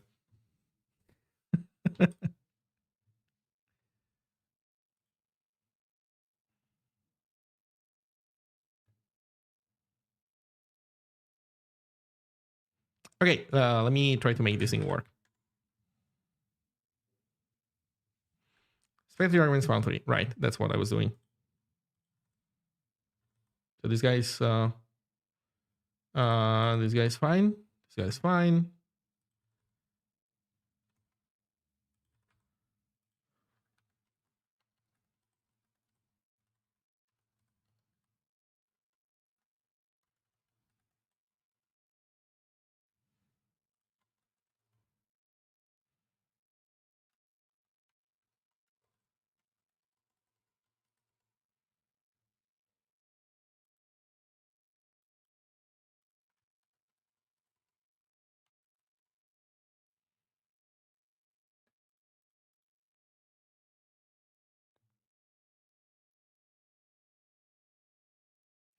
You can't switch it without rebuild.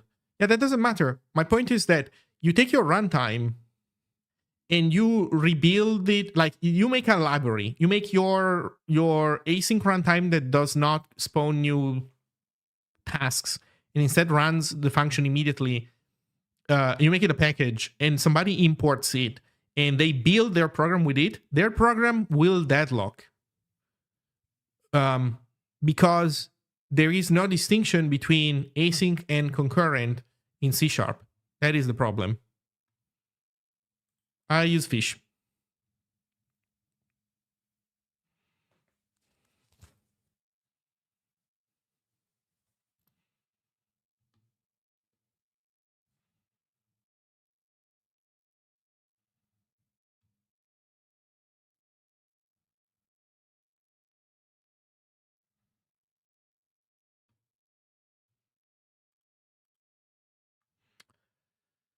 Okay, that's the next problem. FMT26.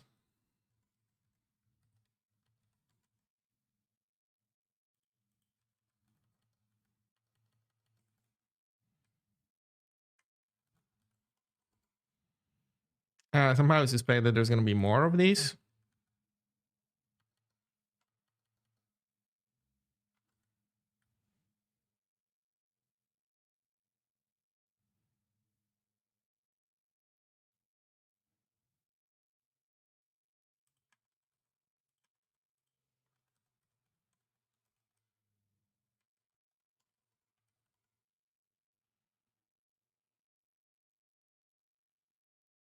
Holy shit, we build.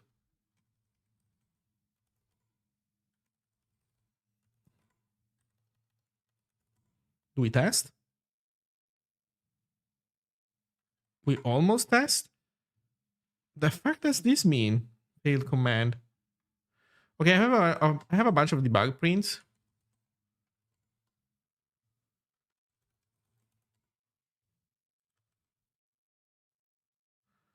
So let me comment them out.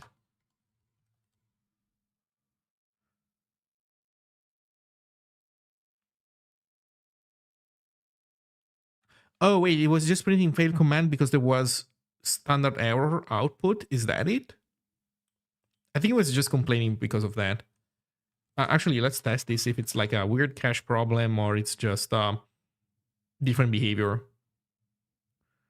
Yeah, no, it's just complaining because I have a standard print. Me. Okay.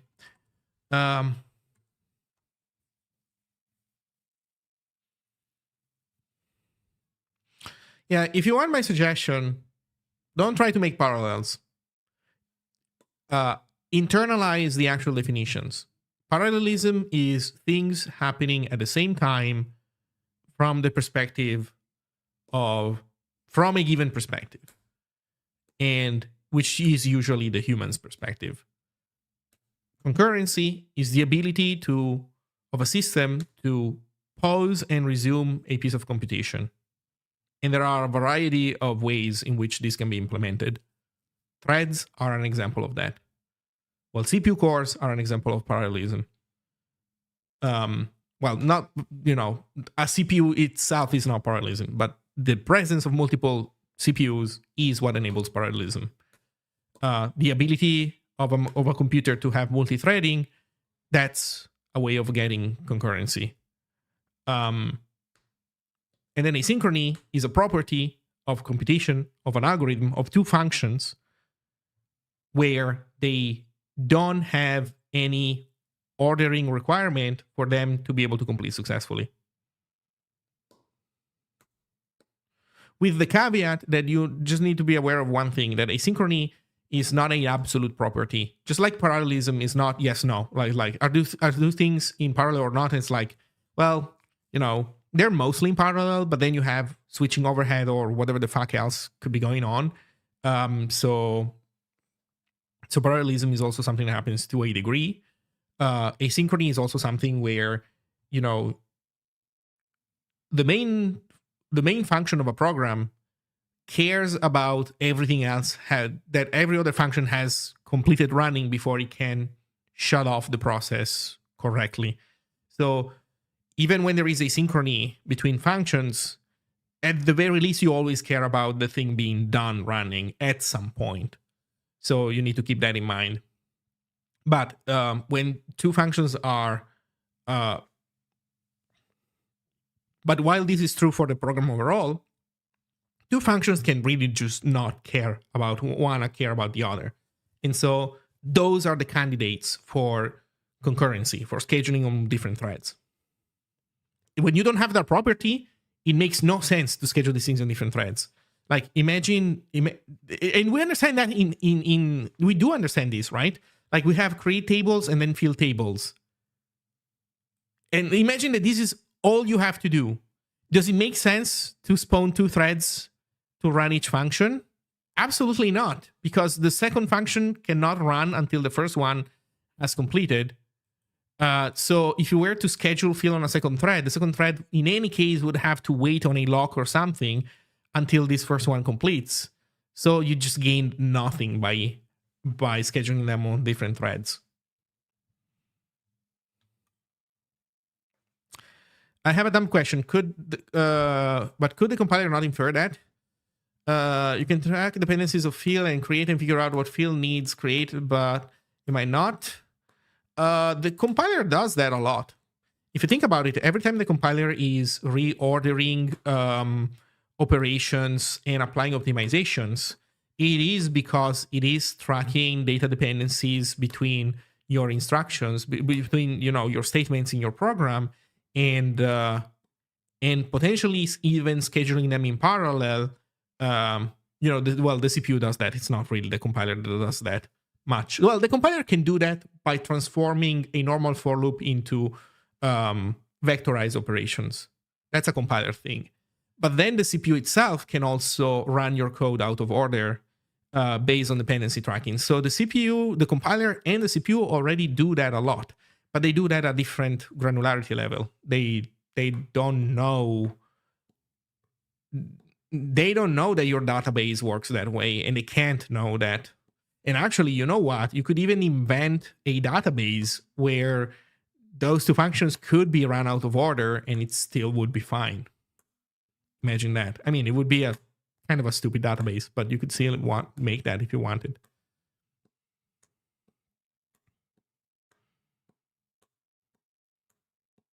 I think asynchrony does not fall in the same category as concurrency and parallelism. They're actually orthogonal concepts that address different concerns. That is a puzzling statement. Then what is your definition of asynchrony? Because given the definition of asynchrony that I gave just now, your statement makes literally no sense.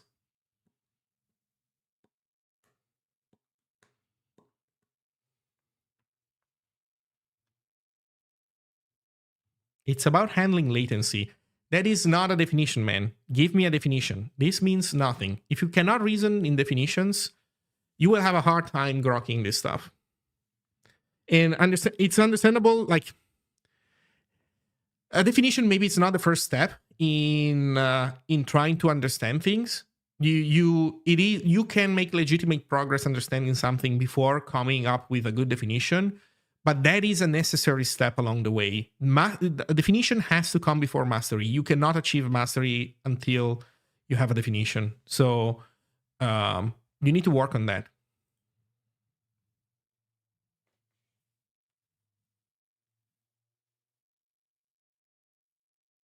Asynchrony, in my opinion, just means that a task can be continued at a future time. It does not imply that it is concurrent or it is a coroutine, but either/both can be used to implement it.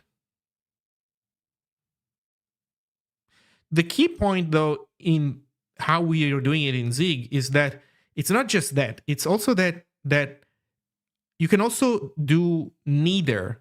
Like when you say save file A and save file B are async, you're not requesting, you're not demanding to use a coroutine. You're saying that it can be done, and the way that IO runtimes are implemented, they will tend to prefer that.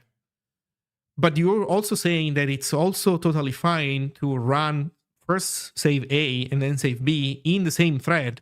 First one to completion, then the second one to completion in the same order that they're written in the source code. And that is also fine.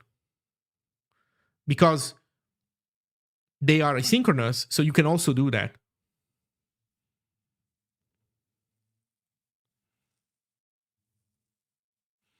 Asynchrony just means you aren't assuming order of things. Yeah, I think that this is a good way of doing this.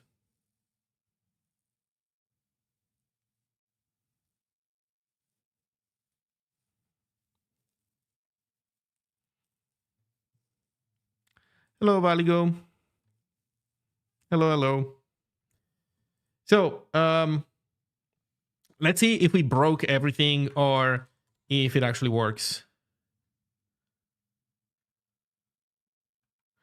I prefer to not use async ever in my code in the sense that in modern future bullshit. However, I will use async on blocking functions to unblock them and then await on them.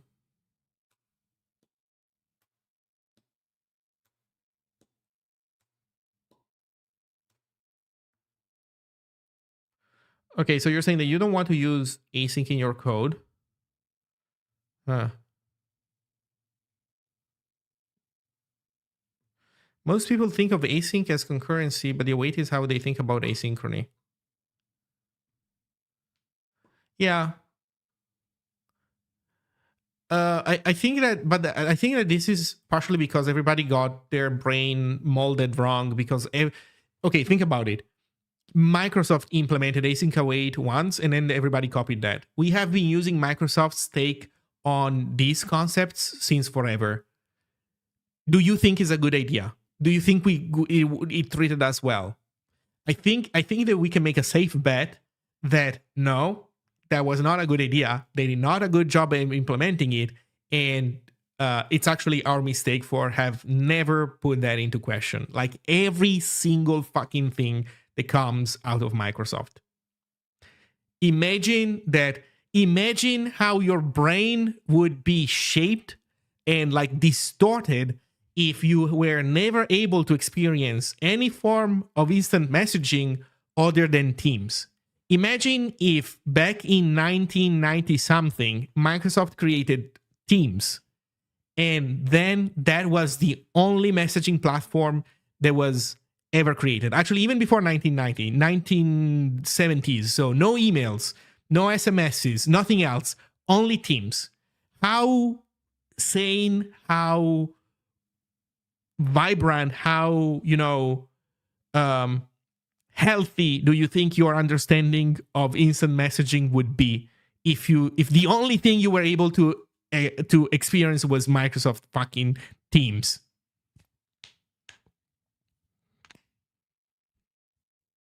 Think about it.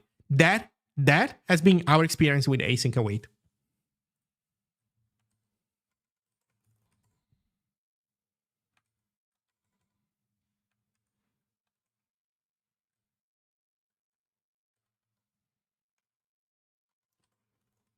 Okay, so the LSP is still alive. So we upgraded, and it didn't break horribly.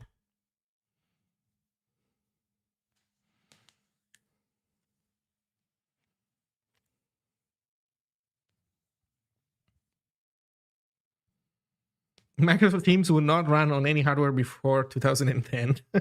Yeah, I know, but it's a mental experiment, right? I don't know. Imagine if you never experienced any other operating system other than Windows. How sane do you think your understanding of operating systems would be? Not to say that Linux is amazing or that macOS is perfect. They all have their own bullshit. But imagine if Windows is the only one that you knew about and you had ever experienced in your whole life. And so, you're used to the idea that, oh, I installed a new program and now I must reboot my system. Because that's just how it has to be, right?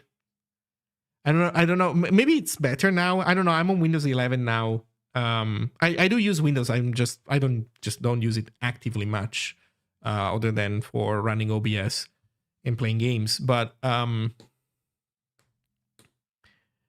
we would all be hobby OS devs trying to save the world. Maybe, or maybe you would just accept it as the way it is and just go around with your distorted understanding of what an OS should be, and you're just thinking, and you just would be thinking, oh, ads in the start menu, fine. Every single program in the system running its own obsessive auto updater that keeps checking if there's a new version of that fucking useless piece of shit program every 30 seconds, clogging your line for no reason. Yeah, I have a bajillion of those things running, each and every one implemented for some reason on Electron, eating 600 megabytes of memory constantly. Each one of them, right? Each program. with its own sidecar auto updater. And you would be thinking, oh yeah, that's just how it has to be. Obviously, it couldn't be any other way. that is us with async await. Anyway, so we successfully updated everything to new Zig. Suddenly, this is a horror stream. Yeah, but but that is how it is, right? I mean, you could probably come up with something similar also for Linux, because Linux also has its own good chunk of bullshit, and obviously same with macOS. But since we're making fun of Microsoft right now, it is insane that the one implementation they made is the one that everybody else has been using, and just uncritically copy pasting in their programming language. Bad idea. Okay, so we have successfully updated the program to latest Zig, but we have yet to enjoy any of the I/O powers. So here's how I'll explain now how Ziggy FMT works. Then we can maybe create a directory that we can use for testing purposes and benchmarking, maybe even.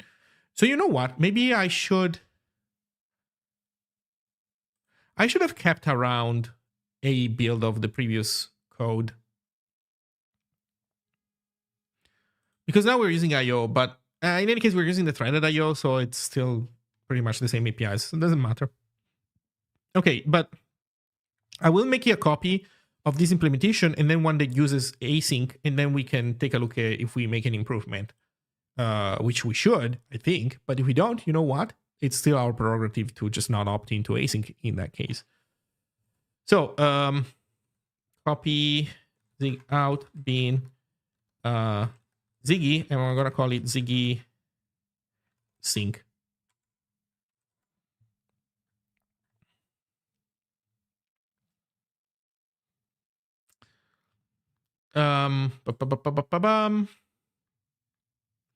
Okay, so here's how the Ziggy FMT subcommand works.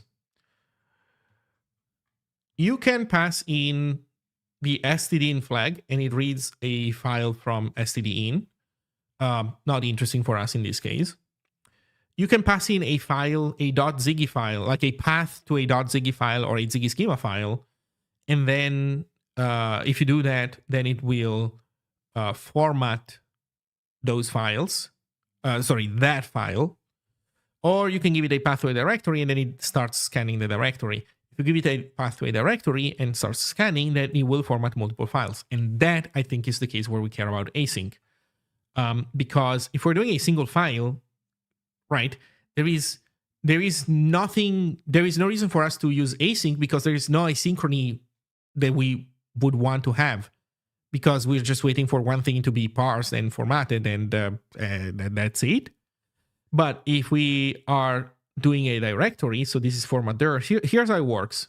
When you pass in a path, we first try to format it as a file, but this format file function, which will try to open the file, can also return an error if the file that we try to open, the path that we try to open turns out to be a directory.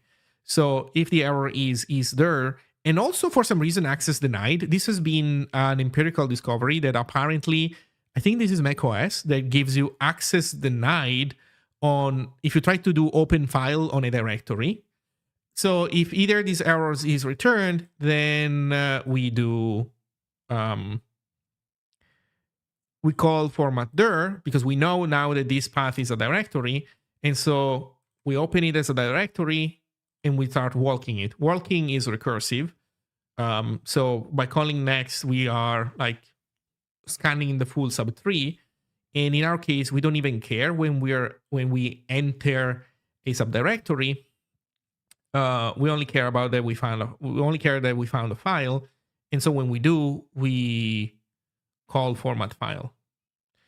The interesting thing is that when we call format file is also checking the file extension and checking if the file is a Ziggy or not, because if it's not a Ziggy or a Ziggy schema, oh, and by the way, we should take out the ZGY stuff that I said I would be dropping. So hello, proper bug. So when we do this, so when we see a file that doesn't have any of these extensions, then we return. So what is my point now? My point is that this is where it would make sense to start doing this in a asynchronous manner. So we have one task that keeps walking the directory. So we don't try to do that in a multi-threaded manner. We don't try to multi-threaded scan a sub 3. We do that linearly. But every time there is a file to format, instead of doing it immediately, we async that. So we try to schedule it on another thread. And as long as there is another thread to do that, awesome. But when we run out of threads, it's actually fine for us to instead stop and have this thread do the formatting. So we stop scanning for a moment because every single thread is busy formatting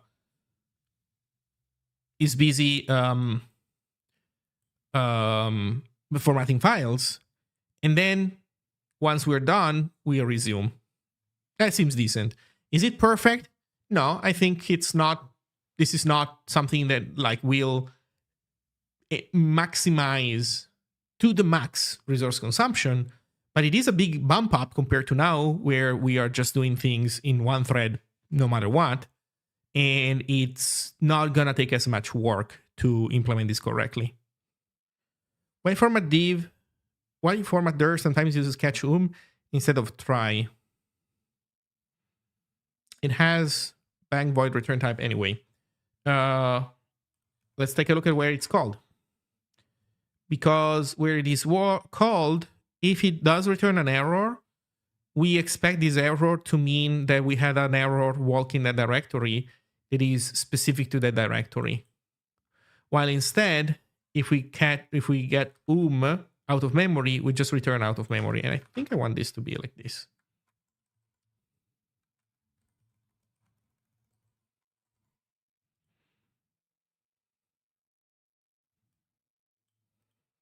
Yeah. So it's just a matter of how the style in which I display my error messages. I could implement it differently, for sure. Okay, so what do we want now? Well, here's the biggest change. Basically, previously, format file was a function that didn't need to be thread safe, but now it needs to be thread safe. So we need to make sure that any resource that format file uses can be used from a different thread. And that will require us to change its style a little bit. But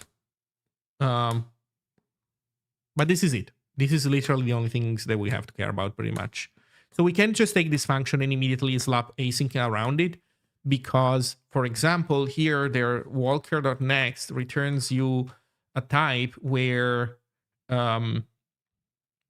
let's see, after each call to this function and on the init, the memory return from this function becomes invalid. So we're going to need to copy some of this stuff into here for it to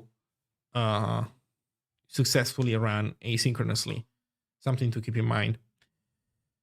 Yeah.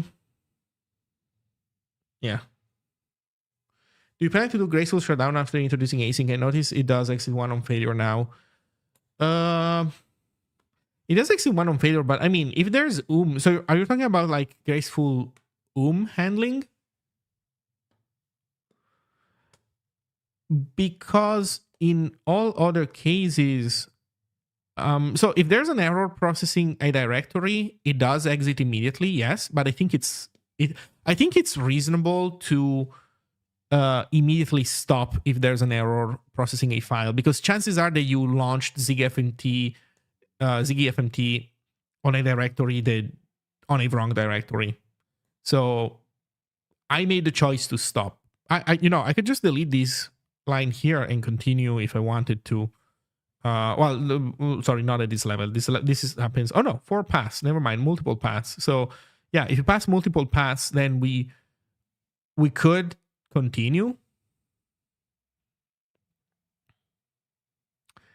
But I think it's better to stop.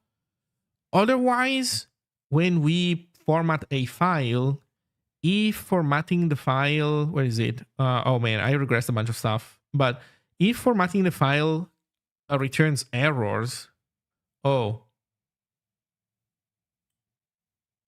yeah, this was not the case before. So yeah, right now I'm exiting pretty early, but yeah, we can do better than this. And this has nothing to do with async. I think that I returned some of these.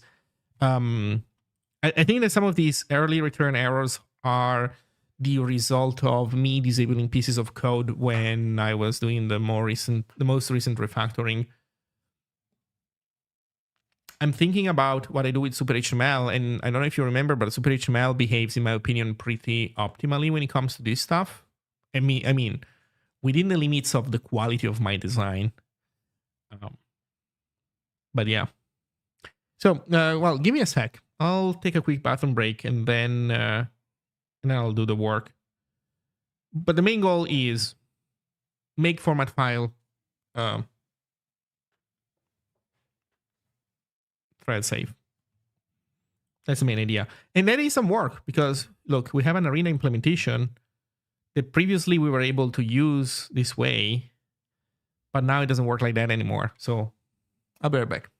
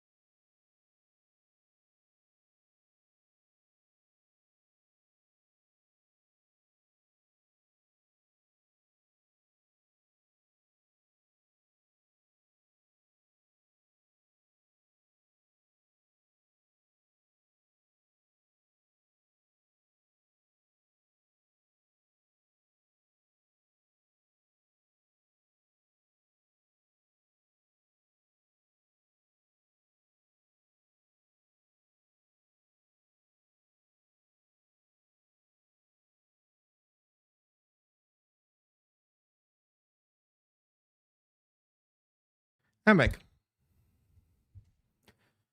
Where can I find all about format specifiers in Zig? It's in SED.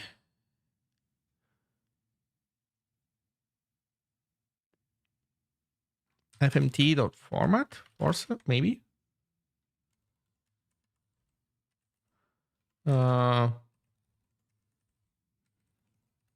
Okay. Sorry.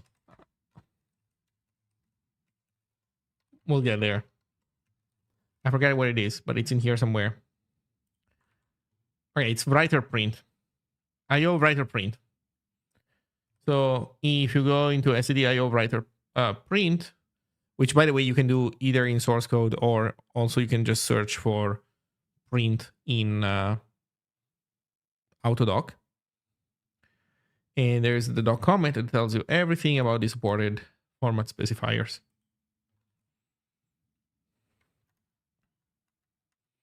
I just forgot where it was and I was trying to find a way to get there to that definition. Okay. Is the async IO thing merged into main? Yes, it is. So, we were saying make format file multi-threaded. So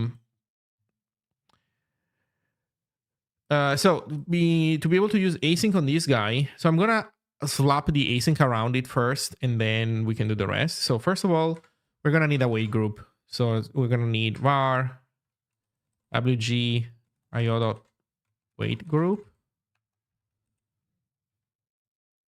init. No definition found. io.wait. No, come on, man.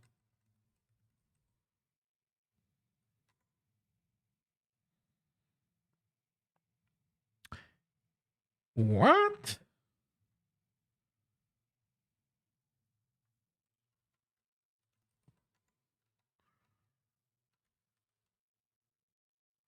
Oh, it's called group. There we go. I tried wait, but I didn't try group. So I'm just going to call it G then. And init is the definition. So it doesn't have a function. Perfect. So we defer G dot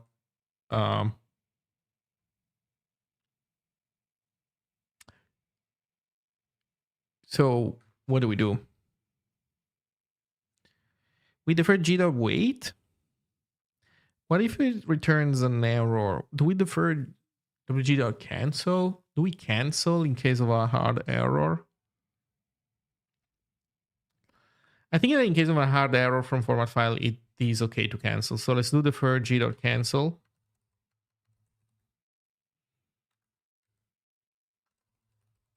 Catch and do nothing.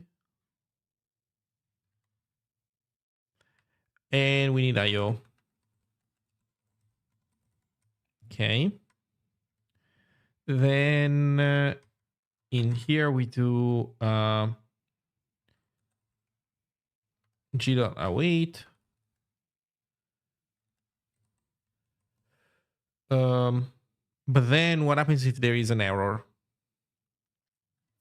Because format file can return an error. What type of error can it return?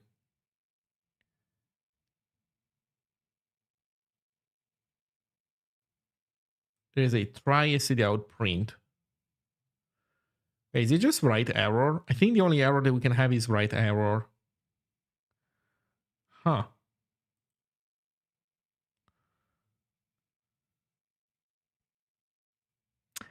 This is also another problem because previously printing to standard errors and the route didn't need to be synchronized. Now it kind of does need to be synchronized because we're going to be printing from multiple threads. So, something to think about.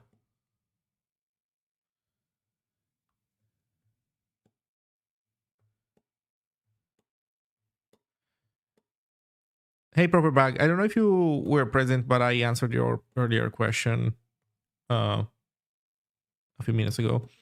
Can you combine a reader and a writer together to make an IO? I don't know what you mean.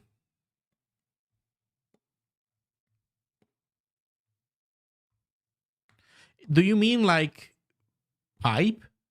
Are you talking about piping from...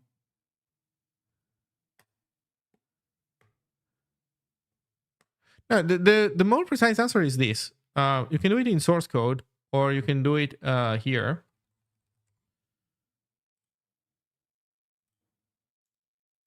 But it's writer.print. And there's a doc comment with all the explanations.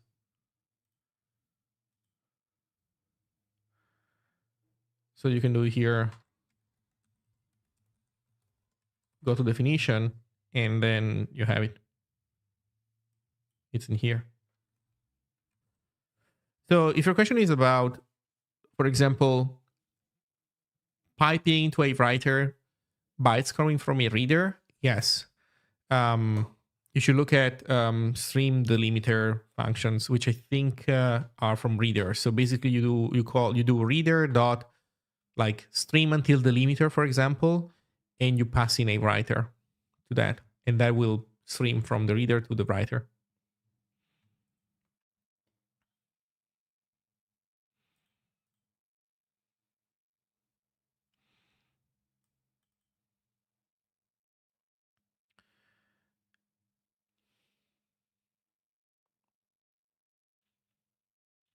Okay, so we were saying, yeah, what do we do with the errors from this stuff? And I don't know for sure.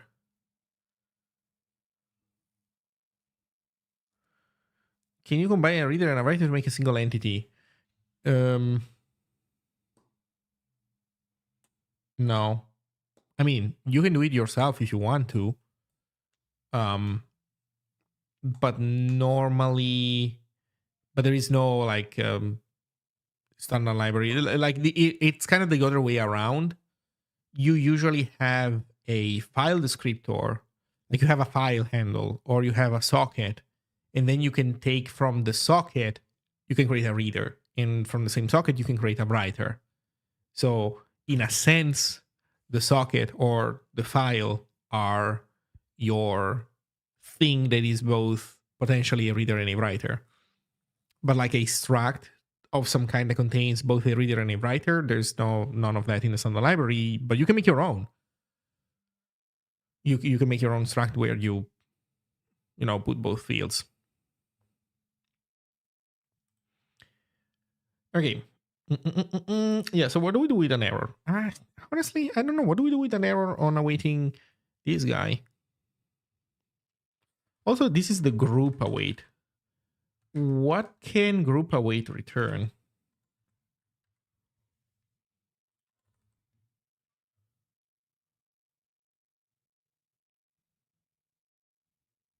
Oh, there we go. There is no wait. There's just wait. Interesting.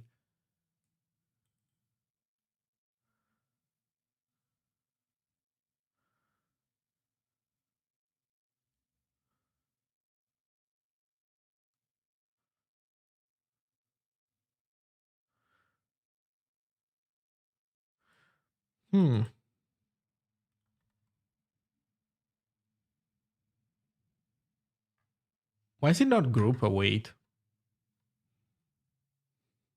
It should be group await in my opinion.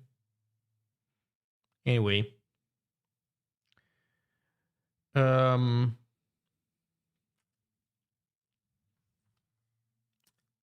this does not return errors, and same with cancel. Right, because these functions cannot return errors. So we need to change format file to not return any error, which is fine. There's no catch in this case.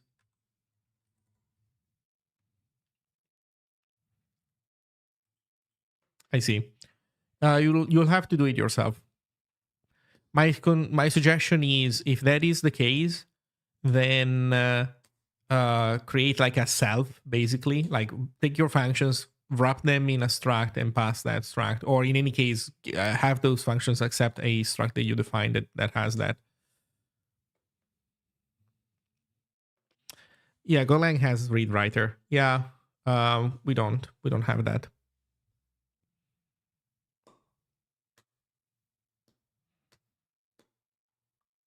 But I mean, but you can literally make your own, right? Like you can literally make your own struct called literally read writer, and you pass it around in your program. So that works. Okay, so we learned a little bit more about the implementation of group, and to do. Oh, by the way, Rocco Rager, out of curiosity, how is libv axis? I'm joking. Libvaxis doing with regards to the new IO stuff? Because I believe you were depending on libxcv, right, in the past. Do you know what you want to do going forward?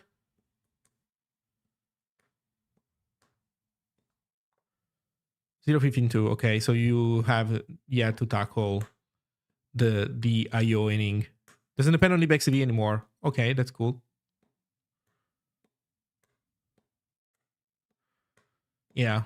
If you want my recommendation, strive to not use any third-party event loop code and integrate with the standard library interface directly. And if you want to use some other implementation, obviously feel free. Although then as a library, you would be forcing that choice on your users. But you know what? That's still your prerogative if you want. But in any case, try to stick to the interface. And I say this both because you have a interesting use case in hand where if you encounter any blocker, then that can inform design decisions in the Zig standard library interface, but also because I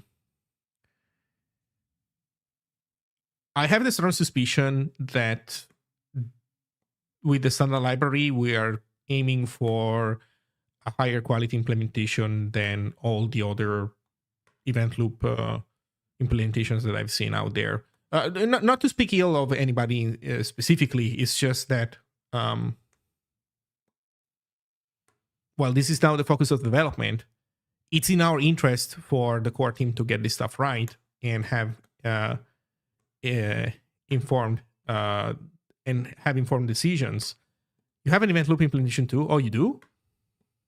So is that why you got rid of libxcv, because you're using your own?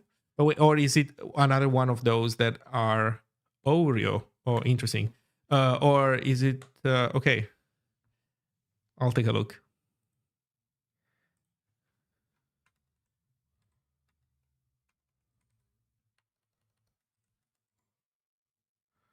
Our IO. Nice. Message passing approach.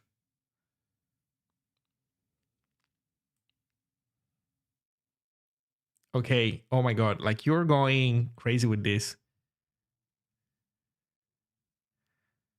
Okay. Okay. So this is like something very different.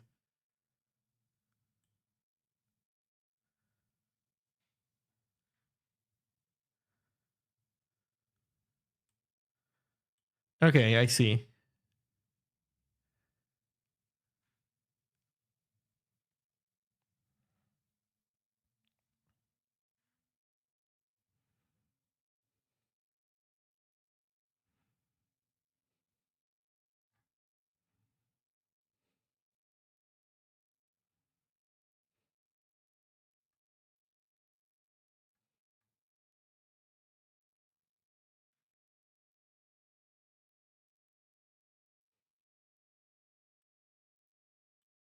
Okay.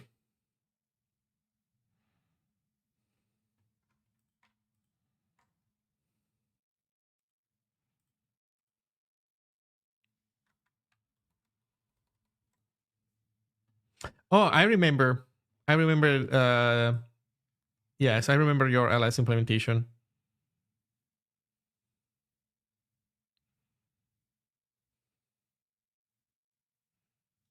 Mm-hmm, mm-hmm. Yeah, I remember reading about this, and also it being on Hacker News. So in any case, Yeah, my recommendation is to strive to adopt the standard library interface if you can, because you'll make people's life easier, and also it's an opportunity to have that stuff be better than it would be otherwise. Anyway,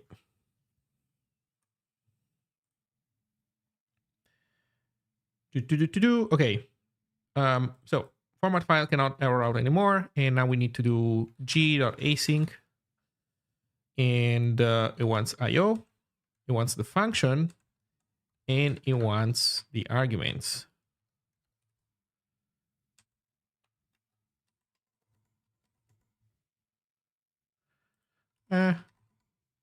Nice. Okay. So this is literally it. By the way, where's concurrent?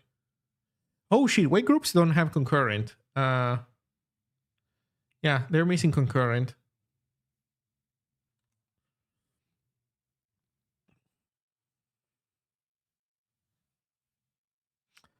Okay, so we have this stuff.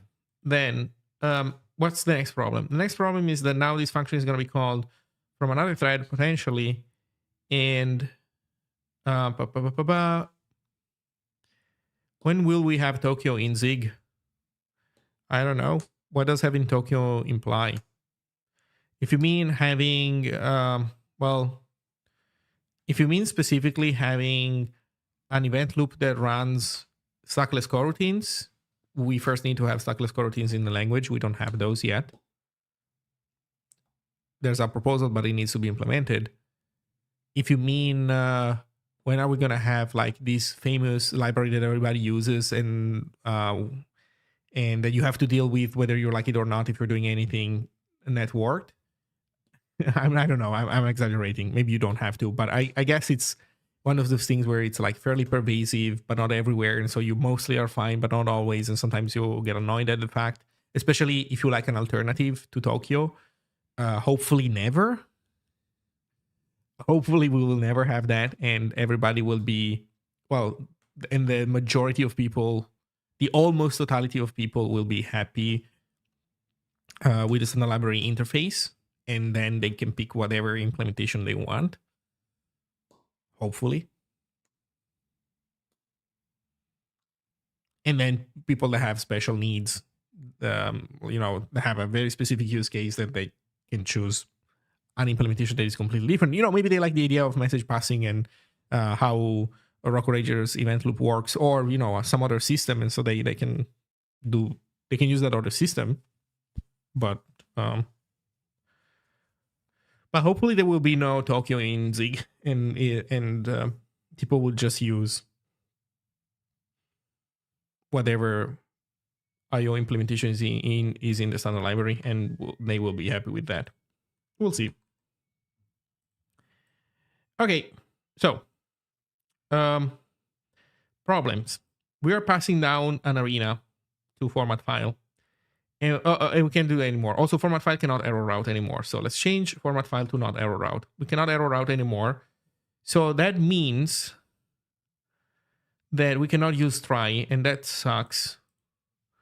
So one way in which we can get around this is creating a wrapper function. So we use try in here, and we create an outer function that prevents errors.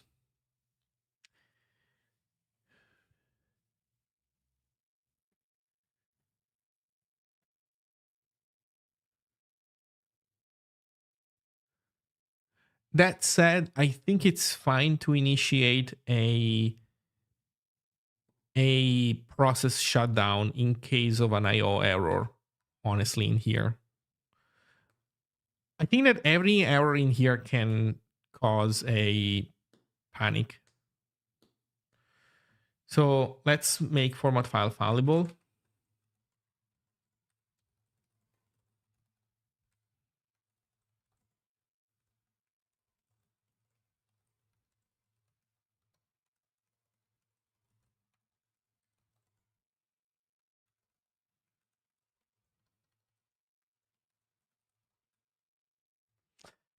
Although Oh no, I think it's fine.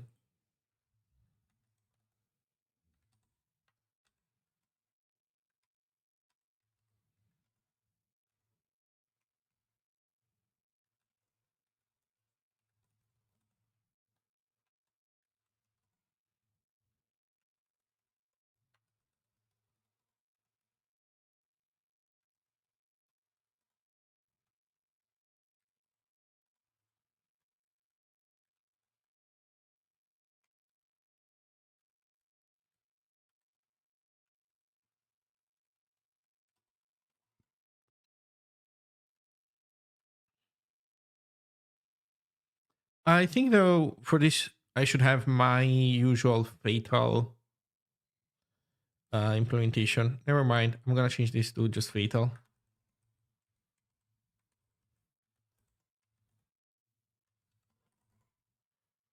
There we go.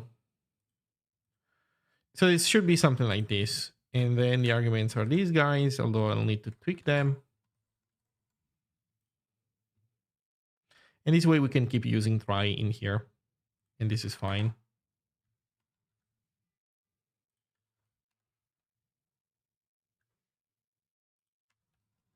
Okay.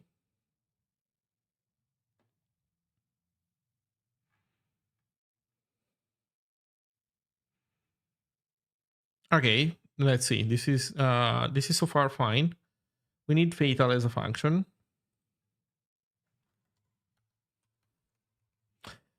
This is also, by the way, why I don't use std process.fatal. So Zig has this in the standard library, but fatal is log error and then exit. The fact that it's log error is probably not a bad idea. I should do that instead of debug printing, I guess. But the part that I'm actually not fine with is this exit one.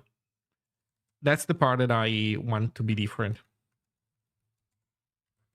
It should be like this. So we can do com time fmt string and then args. But then it works like this. So std debug print. And then if built-in dot mode is debug, then we breakpoint. Otherwise, we exit 0, we exit 1.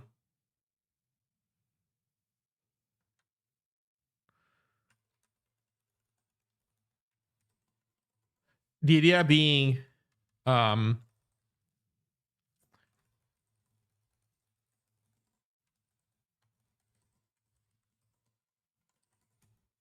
idea being that in debug builds, we get a breakpoint so we can see the stack trace, which is useful.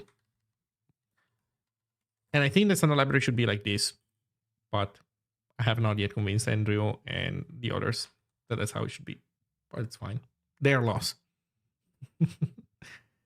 So format file. We were saying here we do fatal, blah, blah, blah.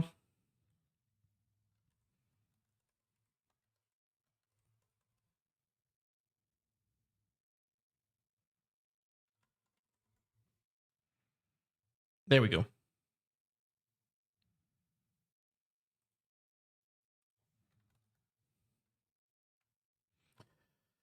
Okay, before we pass these arguments down, we need to decide which ones and how. So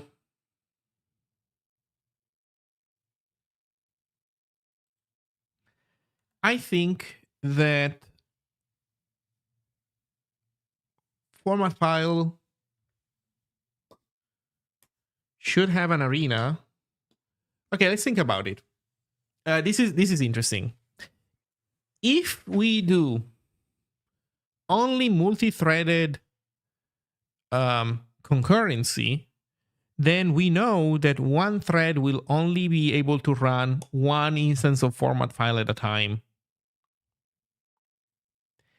If we instead do something else, like green threads, then a single thread will potentially run more than one of these things at a time.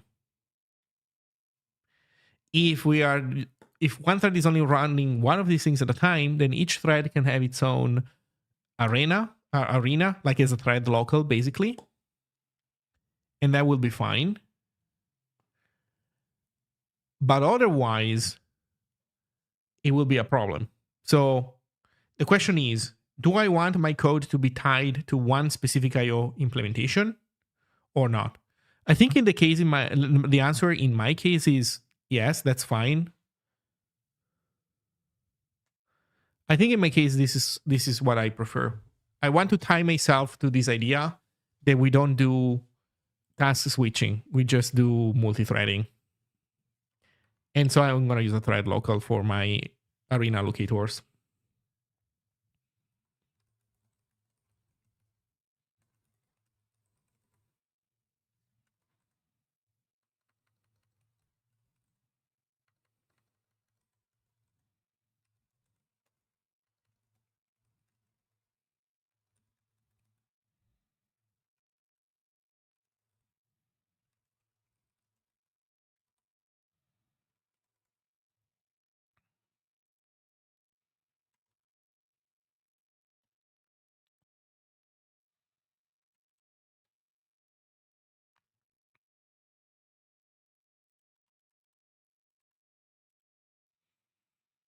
Okay, check bool. So check base there subpath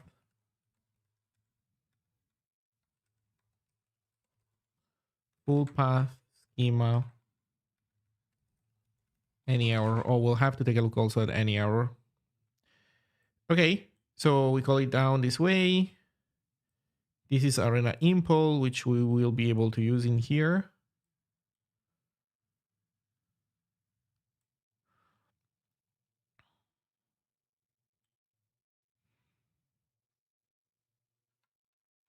Okay, so this works. Let's go to main and let's write a comment about this.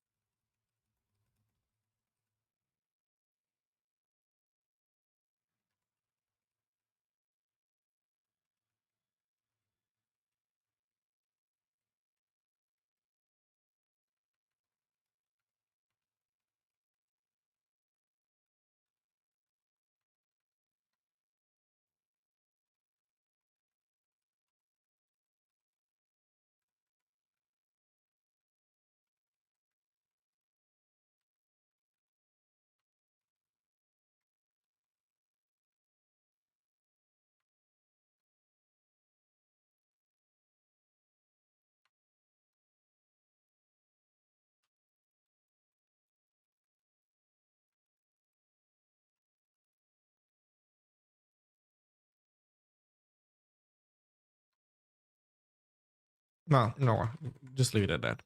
Okay. Format file fallible. We're saying then there's this problem here. Also, then we need to keep in mind any error. But this is not a big deal. We just need to use atomics there, and that's it.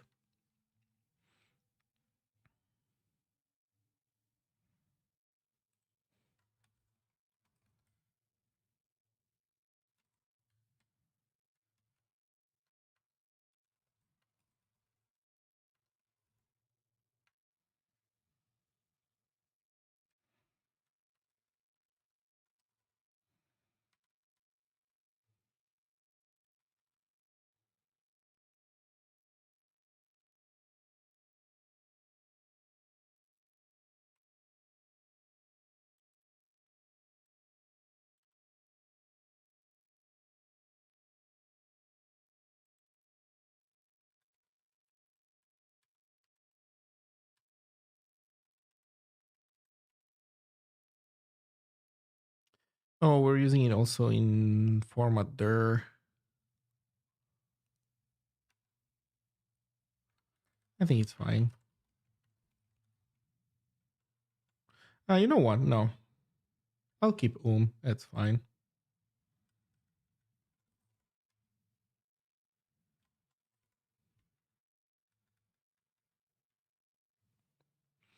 Would it be nice if either group was a future that you could await and select on any other future?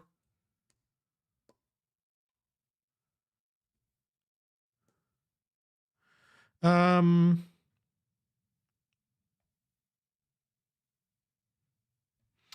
I think that isn't the reasonable request and expectation. Maybe. There is one thing to keep in mind. Creating a future is costly. And so, but it doesn't matter. You know what? Now that I think about it, you do that anyway when you create a group, or actually maybe not. Context is null, token is null. You call the table group async, right? But I am, yeah, that is a good point. I don't know. So I think that you're right, and that it would be nice to be able to put a group inside of a select at the very least.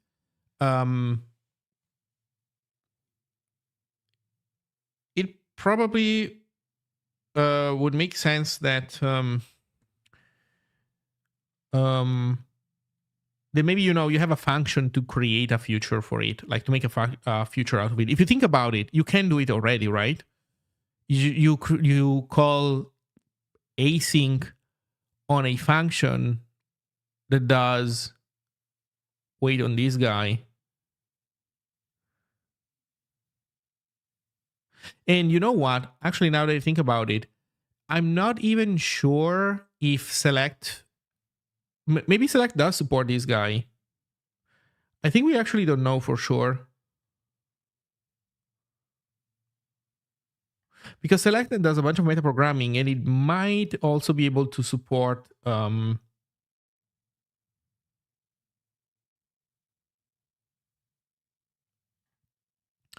may be able to support groups as well. Or maybe it doesn't do that today, but it might in the future. In any case, I think that the general idea is reasonable. Yeah. Anyway. So out of memory, okay. Here's the arena implementation. So that means that here we have one. Let's rename this to something else. Let's rename this to format arena.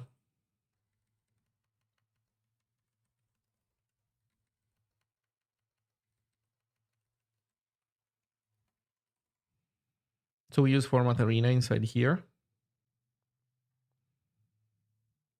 Okay. Then we need to worry about what's in item.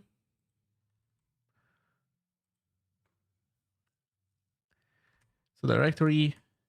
So there's like base name and path.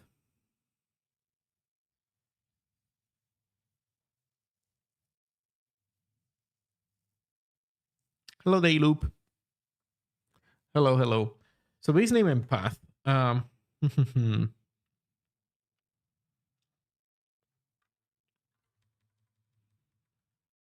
and we were passing down both. Interesting.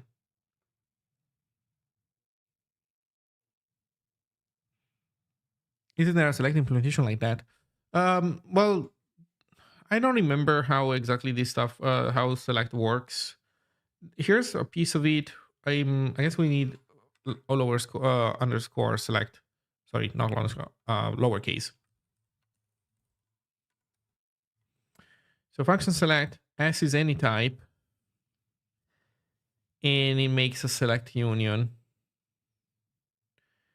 And struct, blah, blah, blah. It wants the field to be a pointer.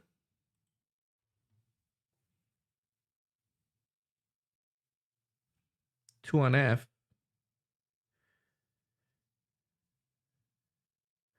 So so far, this is compatible with groups. You could put a group in there so far. This calls it future. And no, there's a pointer to any future, blah, blah, blah. And then for each field called, tries to find the any future field, which is the type arrays pointer for the any future. Okay, does group have that? If group has an any future field, then it is compatible.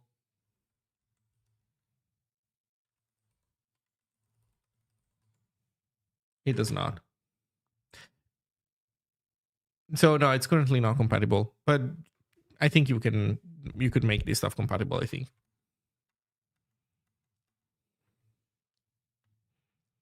Group is also missing concurrent, so there's clearly stuff missing from group. I spent my day waiting various Terraform apply. I'm sorry.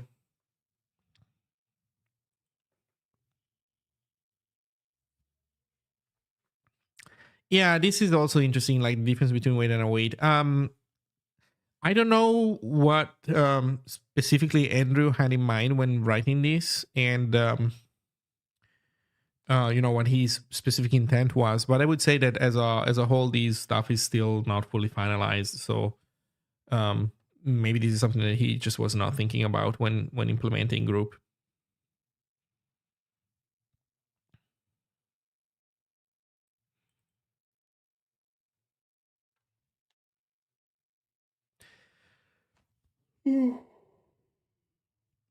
That said,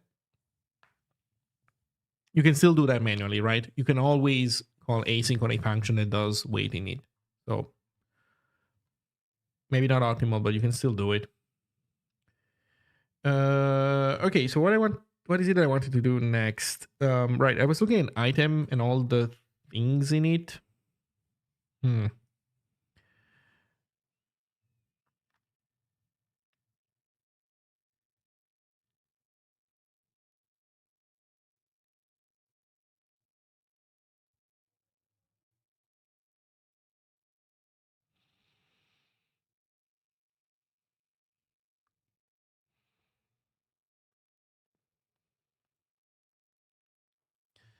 We were passing down an impl. We don't do that anymore. We do pass down check.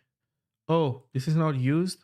We don't use it ourselves. So okay, we can remove it. And then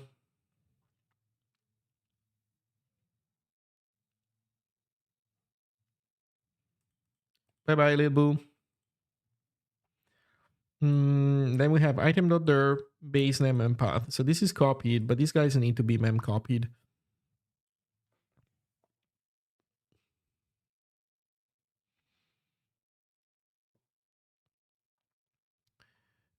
One annoying thing about this is that we need to copy these guys and then they need to be freed afterwards. We don't have a good way of like reusing this memory. But it's fine. We can depend on the allocator to do a good job for us, I guess. So here's also another thing. Here we were calling format file, and then format file was inside of itself checking if the file type was correct. After having read the file, which is kind of fun if you think about it. Why am I even doing this after reading the file? Why am I not doing this before reading the fucking file? That's kind of a bad design choice on my end. But now we have, I think, an even stronger incentive to check on this outside because we don't want to spawn an async thing to then discover that this file was actually fine. So we have a reason to do this.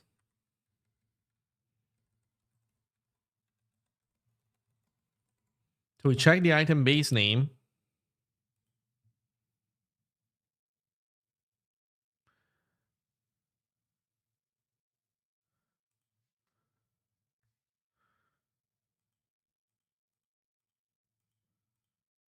And if it's neither, we continue. And then we can pass the file type down, I guess, to format file.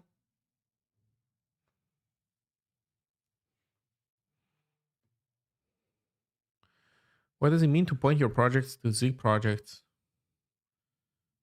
I don't know. What does it mean? I don't know. So we can pass it down, I guess. Hmm.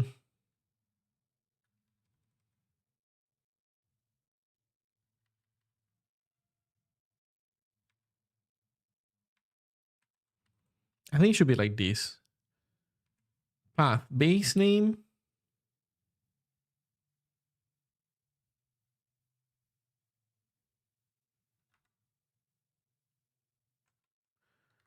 Path base name and file type.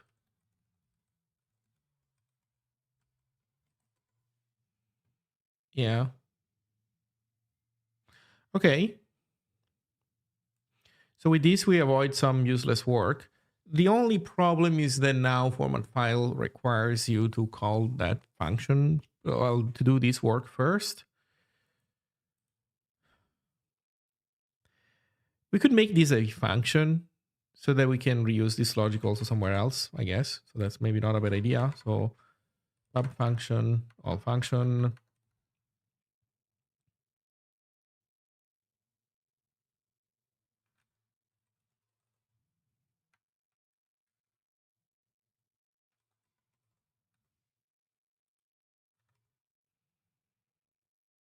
No.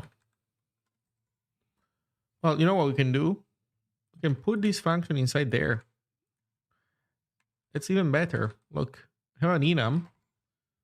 Why not have an enum have a method function detect?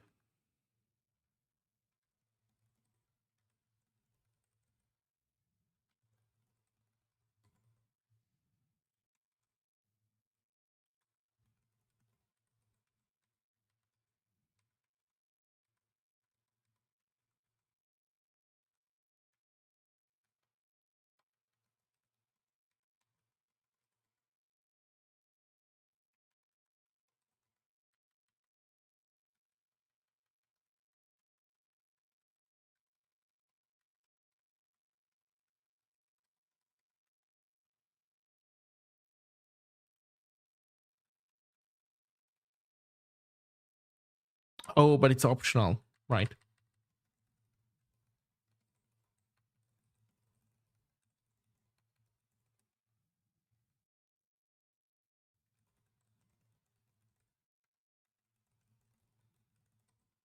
Man, check this out. This is so nice.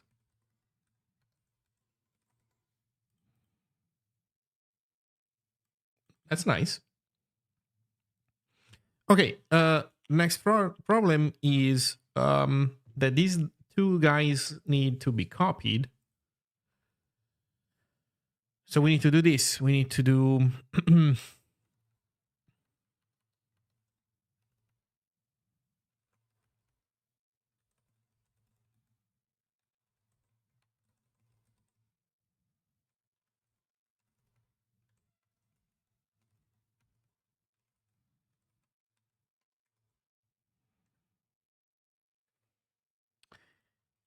Oh, wait a second. These guys point at the same things also.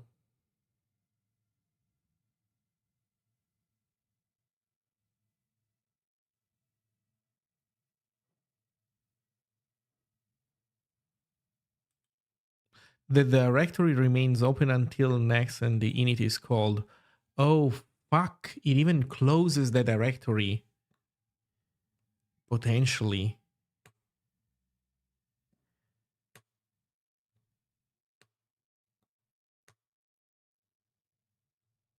Well, I mean that we cannot pass down the directory. We need to open from CWD or using base name or path.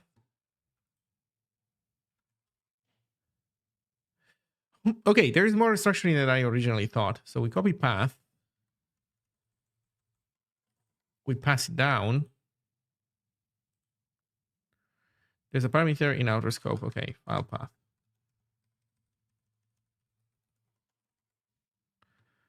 Okay.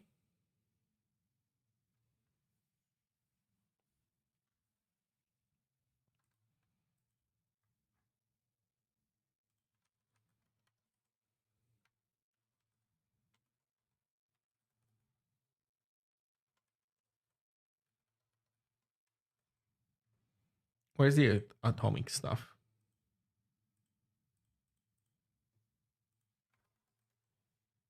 Oh, lowercase atomic. Atomic value, okay.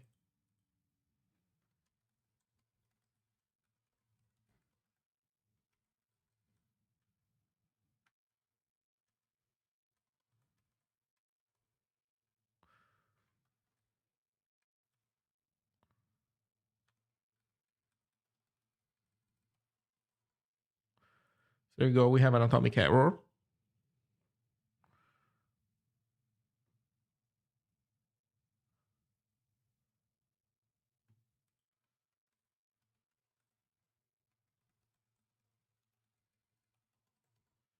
Perfect.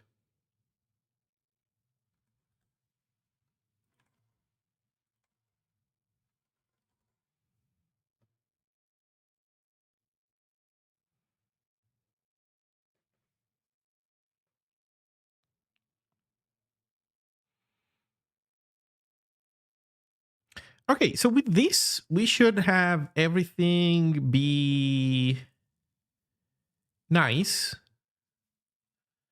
The only thing to keep in mind is that format file will attempt to free those paths.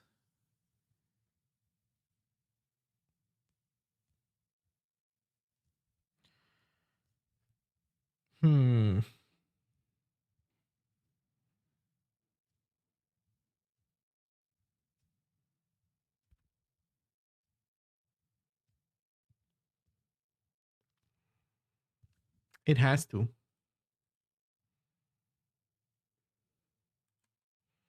So no more there. No more subpath. Just the full path.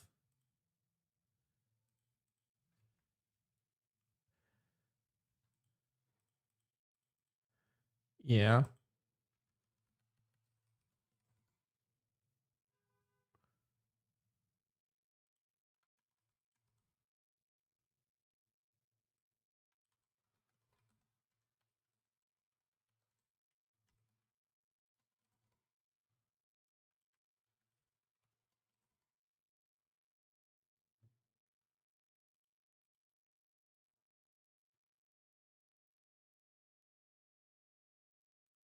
Oh, there's also file type, right?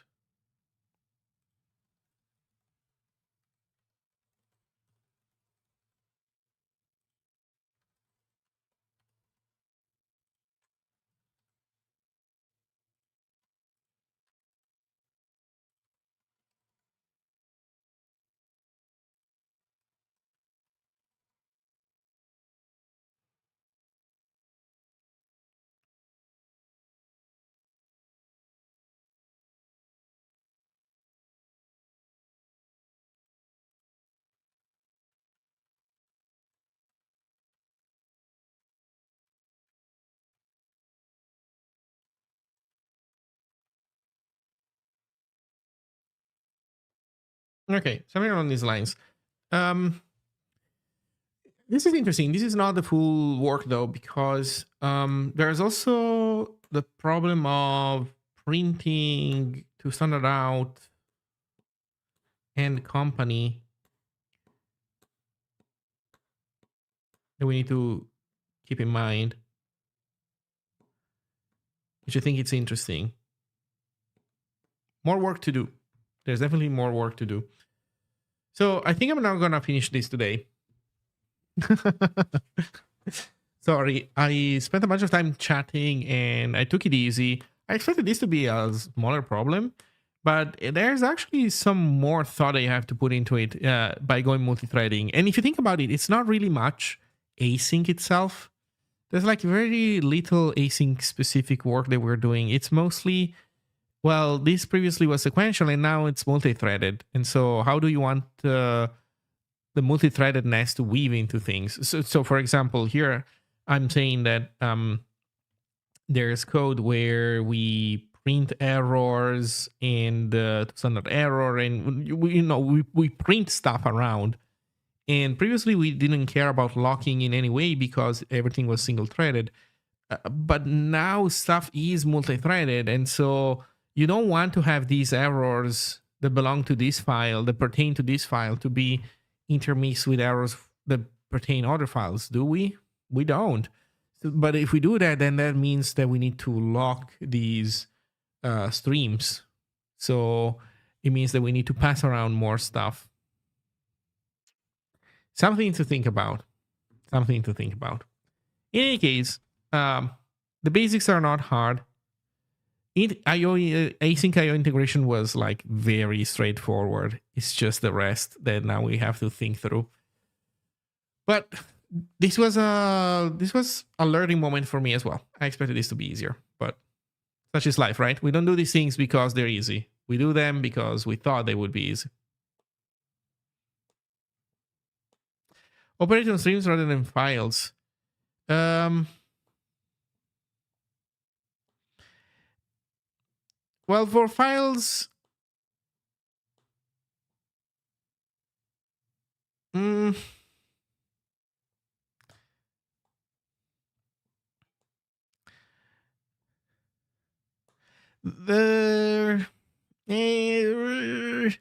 the way it's working right now is that I take a file, I pass a path to the function, to format file, and then format file immediately reads the entire file. No. It reads the entire file in memory right away because the rest of the downstream stuff operates on strings. So that IO moment is short. I don't think it makes sense to change it from what it is now. But you know what? I'll take some time to think about it off stream, and then maybe I'll I don't know. I'll be more certain that what I'm doing is what I want to do. But for now, the only unfortunate path is that we need to copy the file path.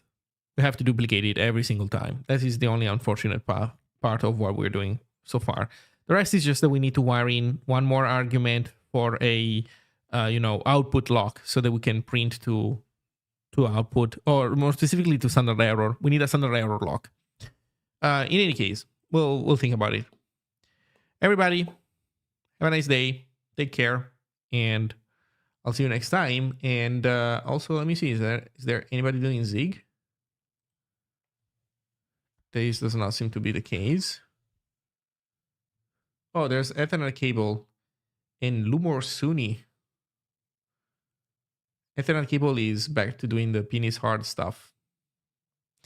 Finish the project. Time to make 4 more. Okay. Well, enjoy Ethernet cable, and I'll see you next time.